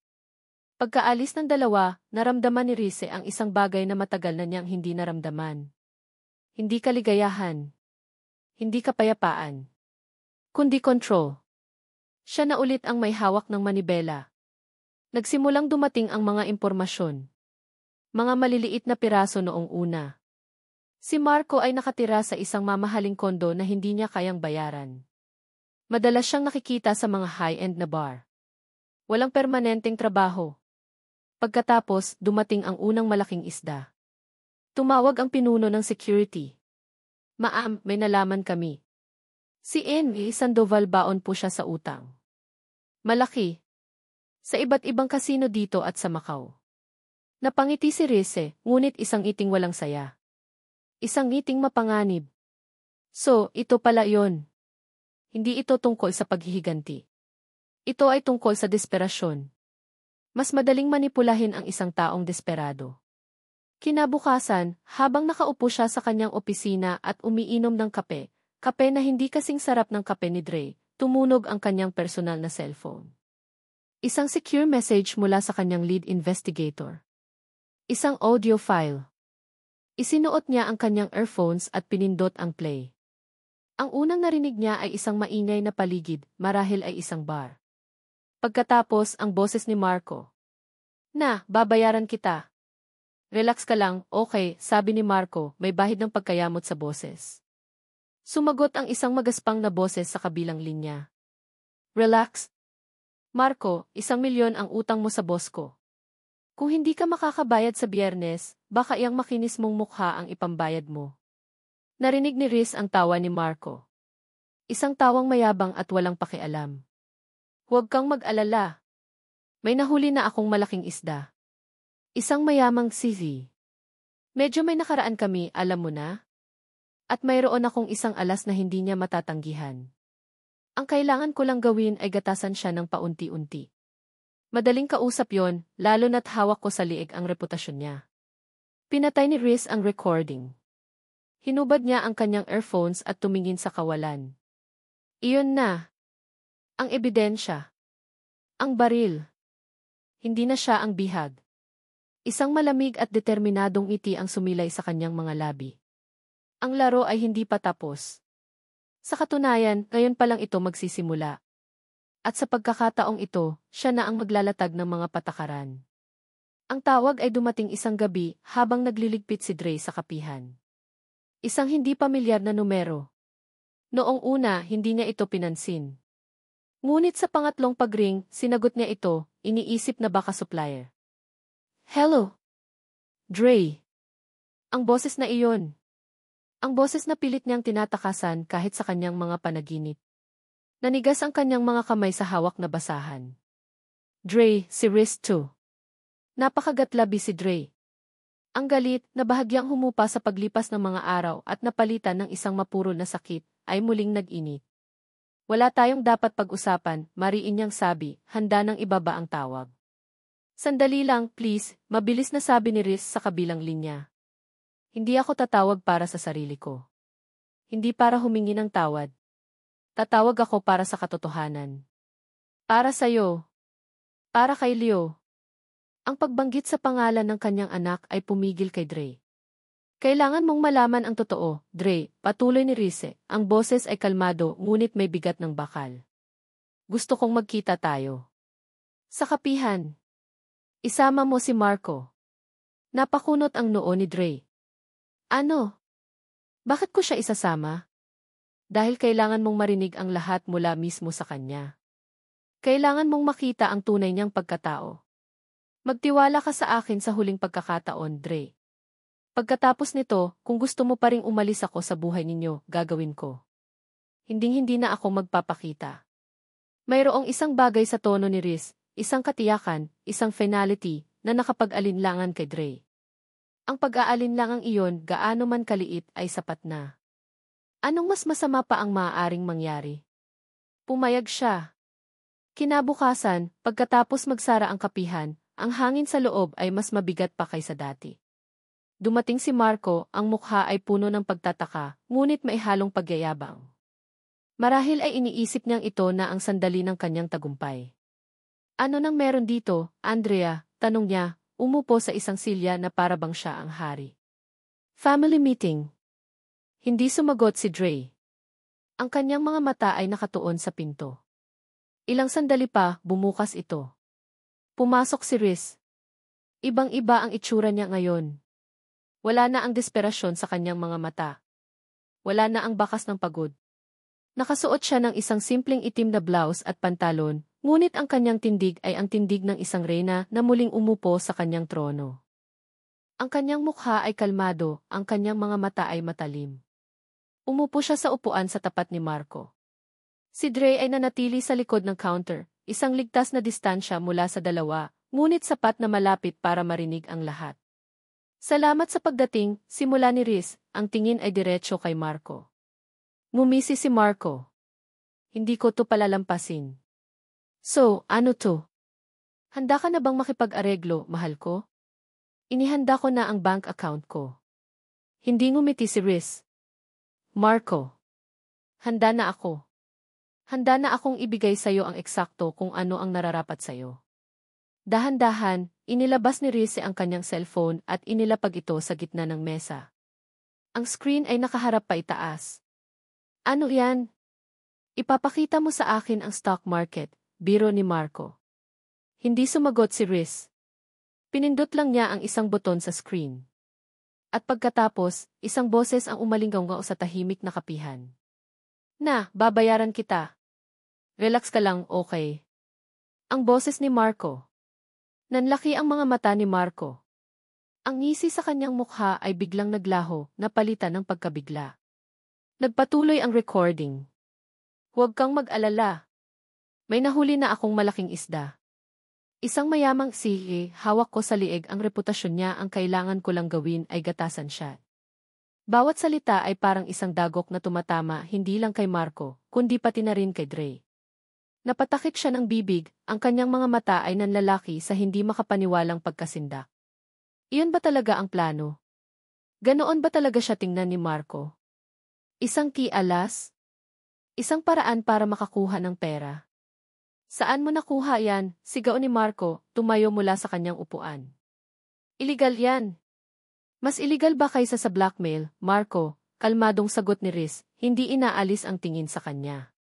Mas iligal ba kaysa sa paggamit sa sarili mong anak para mangikil? Lumingon si Marco kay Dre, ang mukha ay puno ng pagkataranta. Huwag kang maniwala dyan, Andrea.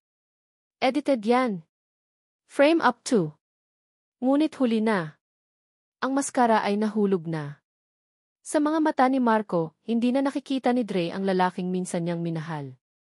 Ang nakikita na lang niya ay isang desperadong estranghero, isang mandaraya na handang ibenta ang kaluluwa ng sarili niyang anak para sa pera. Ang galit na naramdaman ni Dre para kay Riz ay biglang lumipat ng target. Ang lahat ng iyon ay napunta kay Marco. Ang put. Ang pandidiri. Totoo ba? Tanong ni Dre, ang kanyang boses ay nanginginig ngunit puno ng kapangyarihan. Ginamit mo lang ba talaga ang anak ko? Hindi. Sinasabi ko sa'yo, nagsisinungaling siya. Kung gayon, patunayan mo, sabi ni Riz, tumayo na rin. Handa akong ibigay ang recording na ito sa pulis. Handa rin akong tumestigo. At sigurado ako, ang taong kausap mo sa teleponong iyan ay masaya ring tumestigo laban sa'yo. Ikaw, Marco. Anong hawak mo? Mga kasinungalingan? Napaurong si Marco. Tumingin siya mula kay Rize, na nakatayo na parang isang hukom, patungo kay Dre, na ang mga mata ay puno ng pagkasuklam. Walang kakampi. Walang matatakbuhan. Ang kanyang pagyayabang ay naging purong takot. Umalis ka, sabi ni Dre, ang kanyang boses ay malamig na ngayon, walang bahid ng anumang emosyon. Umalis ka sa pamamahay ko. Andrea, please. Sinabi kong umalis ka na, ulit niya, mas malakas ngayon. At huwag ka nang babalik. Huwag mo nang lalapitan ang anak ko. Huwag ka nang magpapakita sa amin kailanman.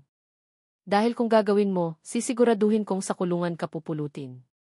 Tinitigan ni Marco si Dre, naghahanap ng anumang bahid ng kahinaan, ngunit wala siyang nakita. Tumingin siya kay Rize, na nakatitig sa kanya na parang isang basahan. Natalo na siya. Walang imik, tumalikod si Marco at mabilis na naglakad palabas ng pinto, na para bang hinahabol siya ng lahat ng demonyo sa impyerno. Nang magsara ang pinto, isang mabigat na katahimikan ang muling bumalot sa kapihan. Ngayon, silang dalawa na lang. Nakatayo si Dre, nanginginig ang buong katawan. Ang lakas na ipinakita niya kanina ay unti-unting nawawala. Tumingin siya kay Rize, ang babaeng hinusgahan niya, sinigawan, sinaktan. Ang babaeng, sa huli, ay nagsabi ng totoo. Ang bigat ng kanyang mga maling akala ay bumagsak sa kanya. Ang mga masasakit na salitang binitiwan niya ay bumalik at sinampal siya ng 10 beses na mas malakas. Ang kanyang mga tuhod ay nanghina. Ang kanyang mga mata ay nagsimulang mamasa. Patawad, usal niya, ang salita ay halos hindi makalabas sa kanyang lalamunan. Napayuko siya, hindi na kayang salubungin ang mga mata ni Rize. Ang mga luha ay nagsimula ng pumatak sa sahig. Patawad, Riz. Patawarin mo ako. Ang mga salitang iyon, patawarin mo ako, ay parang isang alon na humampas sa mga pader na muling itinayo ni Clarice Alcantara sa paligid ng kanyang puso. At sa isang iglap, ang mga pader na iyon ay gumuho. Nakatayo si Dre sa gitna ng kapihan, ang balikat nito ay nanginginig sa bawat hikbi. Ang malakas na babaeng nakita niya, ang inang palaban, ay naroon pa rin, ngunit ngayon, nakikita niya ang kanyang kahinaan. Ang kanyang pagsisisi. Ang kanyang sakit. Ang sisi sa loob ni Rize ay gustong manatiling kalmado, panatilihin ang distansya. Ngunit ang babae sa loob niya, ang babaeng nakaramdam ng kirot sa bawat masasakit na salitang binitiwan ni Dre, ay hindi na nakatiis. Naglakad siya palapit. Ang bawat hakbang ay isang pag-amin na tapos na ang laban. Walang nanalo. Walang natalo. Pareho lang silang biktima ng isang tusong laro. Dre, sabi niya, ang kanyang boses ay malambot, isang tono na matagal na niyang hindi ginagamit. Umiling si Dre, hindi pa rin tumitingin. Hindi ko dapat sinabi ang mga yon. Ang sama-sama kong tao.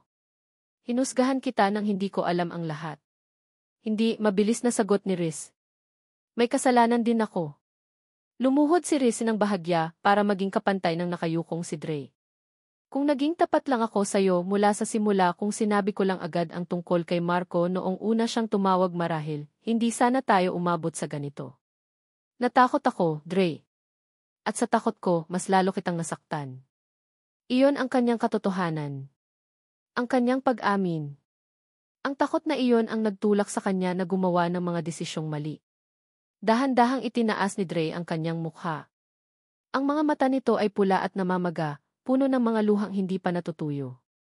Sa mga matang iyon, nakita ni Riz hindi lang ang pagsisisi, kundi ang pag-unawa. Bakit mo to ginawa? Tanong ni Dre, ang tinig ay garalgal. Ang lahat ng ito ang pag-imbestiga, pwede mo namang hayaan na lang.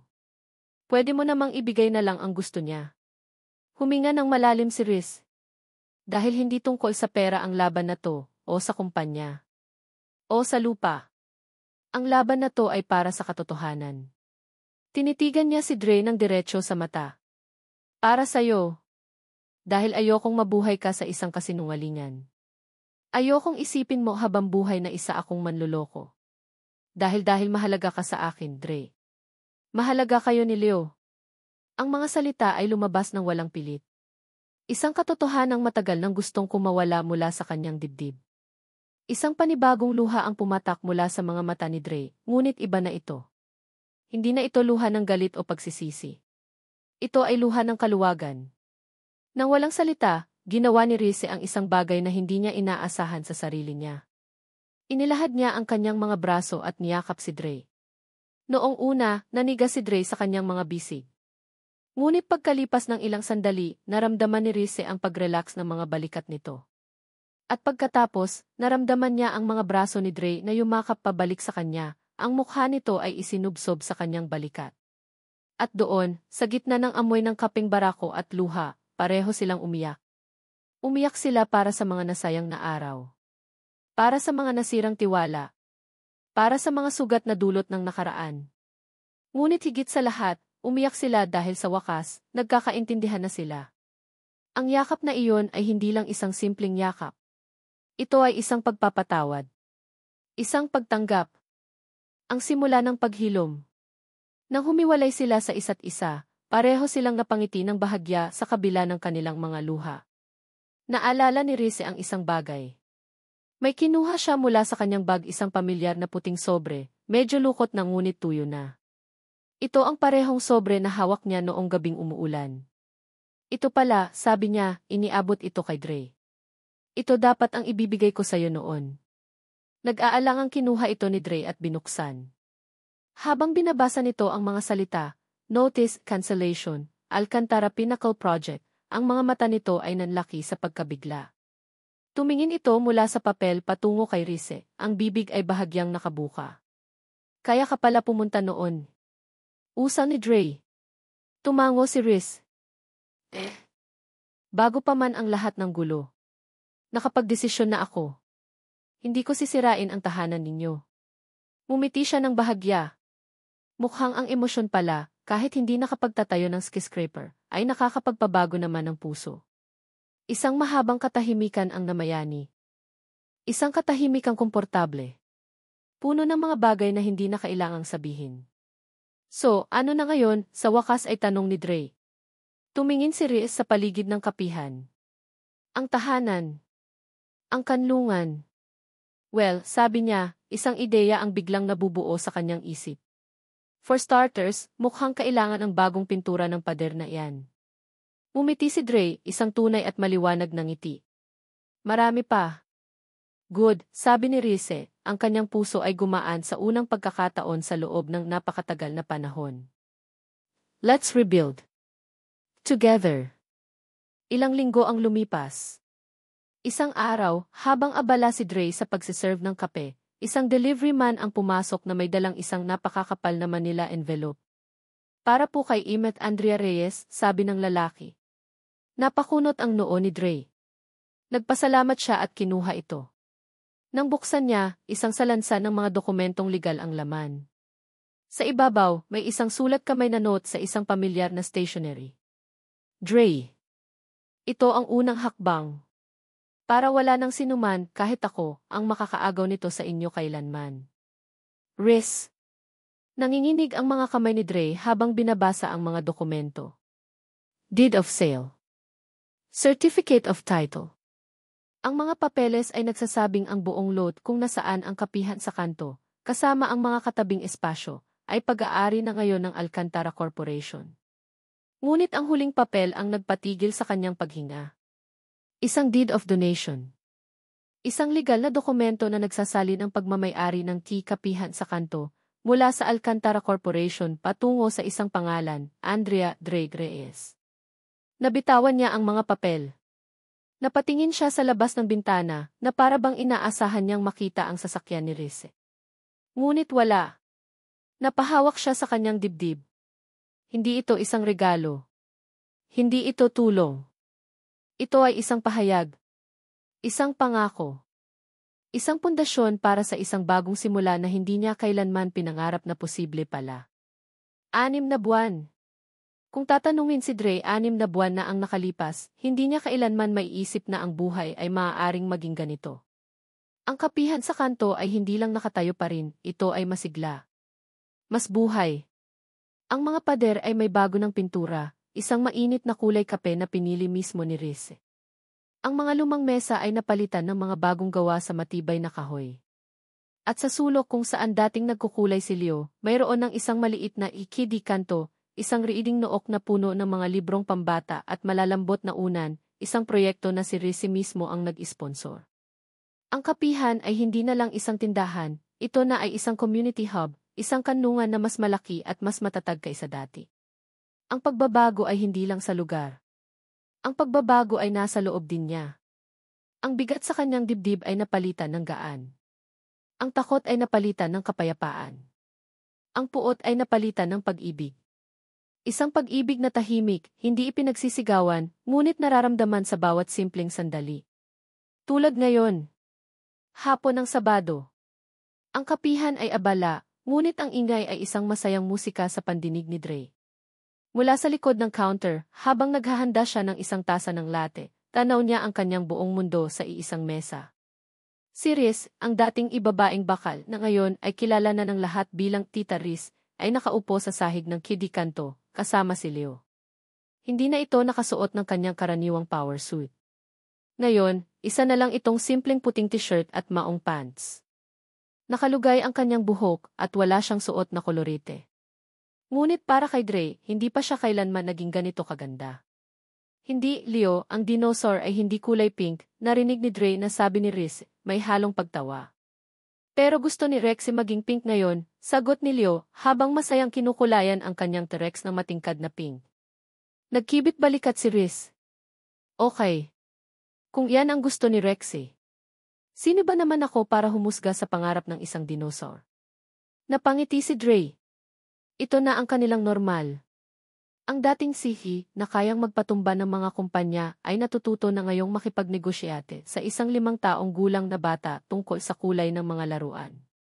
At sa bawat pagkakataon, ang laging nananalo ay ang bata.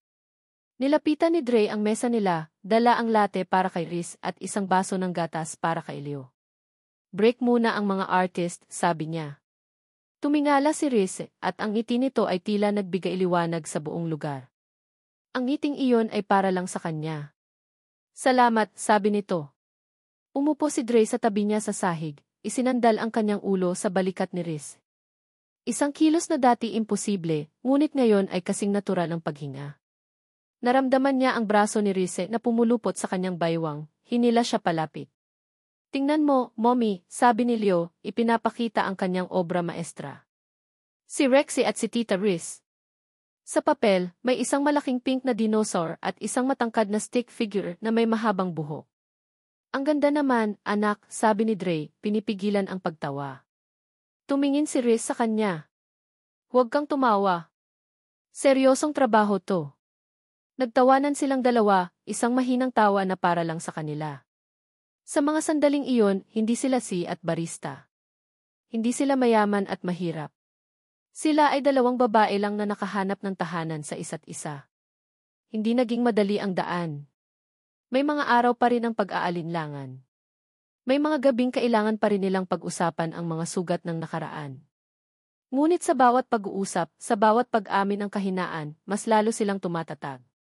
Natutunan nilang ang tunay na pag-ibig ay hindi tungkol sa pagiging perpekto, kundi sa pagtanggap sa mga basag at peklat ng isa't isa, at pagtulong na hilumin ang mga ito ng magkasama. Nang humupa na ang dami ng tao at papalubog na ang araw, naiwan silang 3 sa kapihan. Ang ginintuang liwanag ng hapon ay pumapasok sa mga bintana, lumilikha ng mahahabang anino sa sahig. Tumayo si Riz at tinulungan si Dre na magligpit ng ilang tasa. Sa gitna ng katahimikan, hinawakan ni Riz ang kamay ni Dre. Ang kanilang mga daliri ay nagkabuhol-buhol, isang perpektong pagkakatugma. Ready for our next project? Tanong ni Riz, ang kanyang mga mata ay kumikinang sa saya at sa liwanag ng papalubog na araw. Ngumiti si Dre. Ang puso niya ay puno ng isang kaligayahan na hindi niya akalaing posible. Tumingin siya sa kanilang mga kamay na magkahawak, sa kanilang munting hari na masayang naglalaro, at sa kinabukasang nakalatag sa kanilang harapan, isang kinabukasang binuo, hindi ng pera o kapangyarihan, kundi ng pagpapatawad, pag-unawa, at isang pag-ibig na mas matatag pa sa anumang skyscraper. As long as it's with you, sagot niya. Hinalikan siya ni Riz sa noo, isang halik na puno ng pangako at kapayapaan. Ang init ng mga labi nito ay isang selyo, isang kumpirmasyon na ang lahat ay totoo.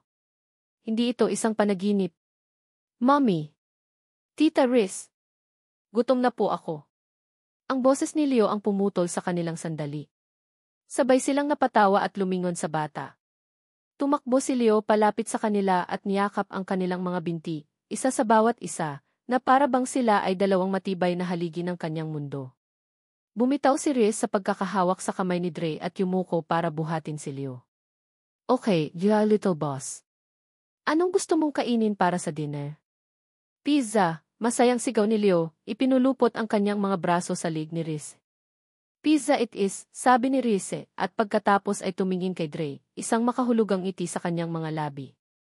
Okay lang ba sa'yo iyon, the other boss? Umiling-iling si Dre habang tumatawa. Wala naman akong magagawa. Dalawa na kayong boss ko dito. Ang huling sinag ng araw ay pumasok sa malaking bintana ng kapihan, binabalot silang tatlo sa isang mainit at gininto ang liwanag. Si Riz, buhat-buhat si Leo. Si Dre, nakatayo sa tabi nila, ang kamay ay nakahawak sa braso ni Riz. Magkakasama. Buo. Isang pamilya. Habang naglalakad sila palabas ng kapihan, handa nang harapin ang gabi at ang lahat ng mga araw na darating, napatingin si Dre sa singboard ng kanyang kapihan. Kapihan sa kanto. Ngunit sa ilalim nito, may isang maliit na karatulang idinagdag ni Riz ilang linggo na ang nakalipas, isang bagay na nagpapangiti sa kanya sa tuwing makikita niya ito. Nakasulat doon, kung saan nagsisimula ang mga bagong kwento. At habang nakatingin siya sa dalawang pinakamahalagang tao sa kanyang buhay, na masayang naglalakad sa ilalim ng papalubog na araw, alam ni Dre sa kanyang puso na ang kanilang kwento ay ngayon pa lang talaga nagsisimula. At dito nagtatapos ang matamis na kwento ni Riz, Dre, at ng kanilang munting hari na si Leo. Mula sa kaibuturan ng aking puso, maraming salamat sa inyo, aming mga minamahal na tagapakinig, sa walang sawa ninyong pagsubaybay sa bawat kabanata ng kanilang paglalakbay. Habang isinusulat ko ang kwentong ito, sina Riz at Dre ay hindi lang naging mga karakter sa papel, sila ay naging mga kasama, mga kaibigan na ang bawat sakit at tagumpay ay aking dinamdam. Kasama ninyo akong kinilig sa kanilang mga simpleng sandali, nasaktan sa kanilang mga hindi pagkakaunawaan, at humugot ng lakas sa kanilang pagbangon. Ang kanilang kwento ay isang paalala para sa ating lahat. Isang paalala na ang tunay na pag-ibig ay hindi naghahanap ng kasakdalan, kundi natututong yumakap sa mga peklat at di-perpektong bahagi ng isa't isa. Ito ay isang testamento sa kapangyarihan ng pagpapatawad na kayang hilumin ang pinakamalalim na sugat, at isang patunay na laging may pangalawang pagkakataon para sa mga pusong handang muling sumubok at magtiwala. Ngayon, nais ko namang marinig ang inyong boses. Ano ang aral na tumatak sa inyong puso? Aling eksena ang hindi ninyo malilimutan? Huwag po kayong mag-atubiling ibahagi ang inyong mga saloobin sa comment section sa ibaba. Ang bawat salita mula sa inyo ay isang inspirasyon. Hanggang sa susunod nating paglalakbay sa mundo ng pag-ibig. Muli ang aking taos-pusong pasasalamat. Nagmamahal ang inyong manunulat,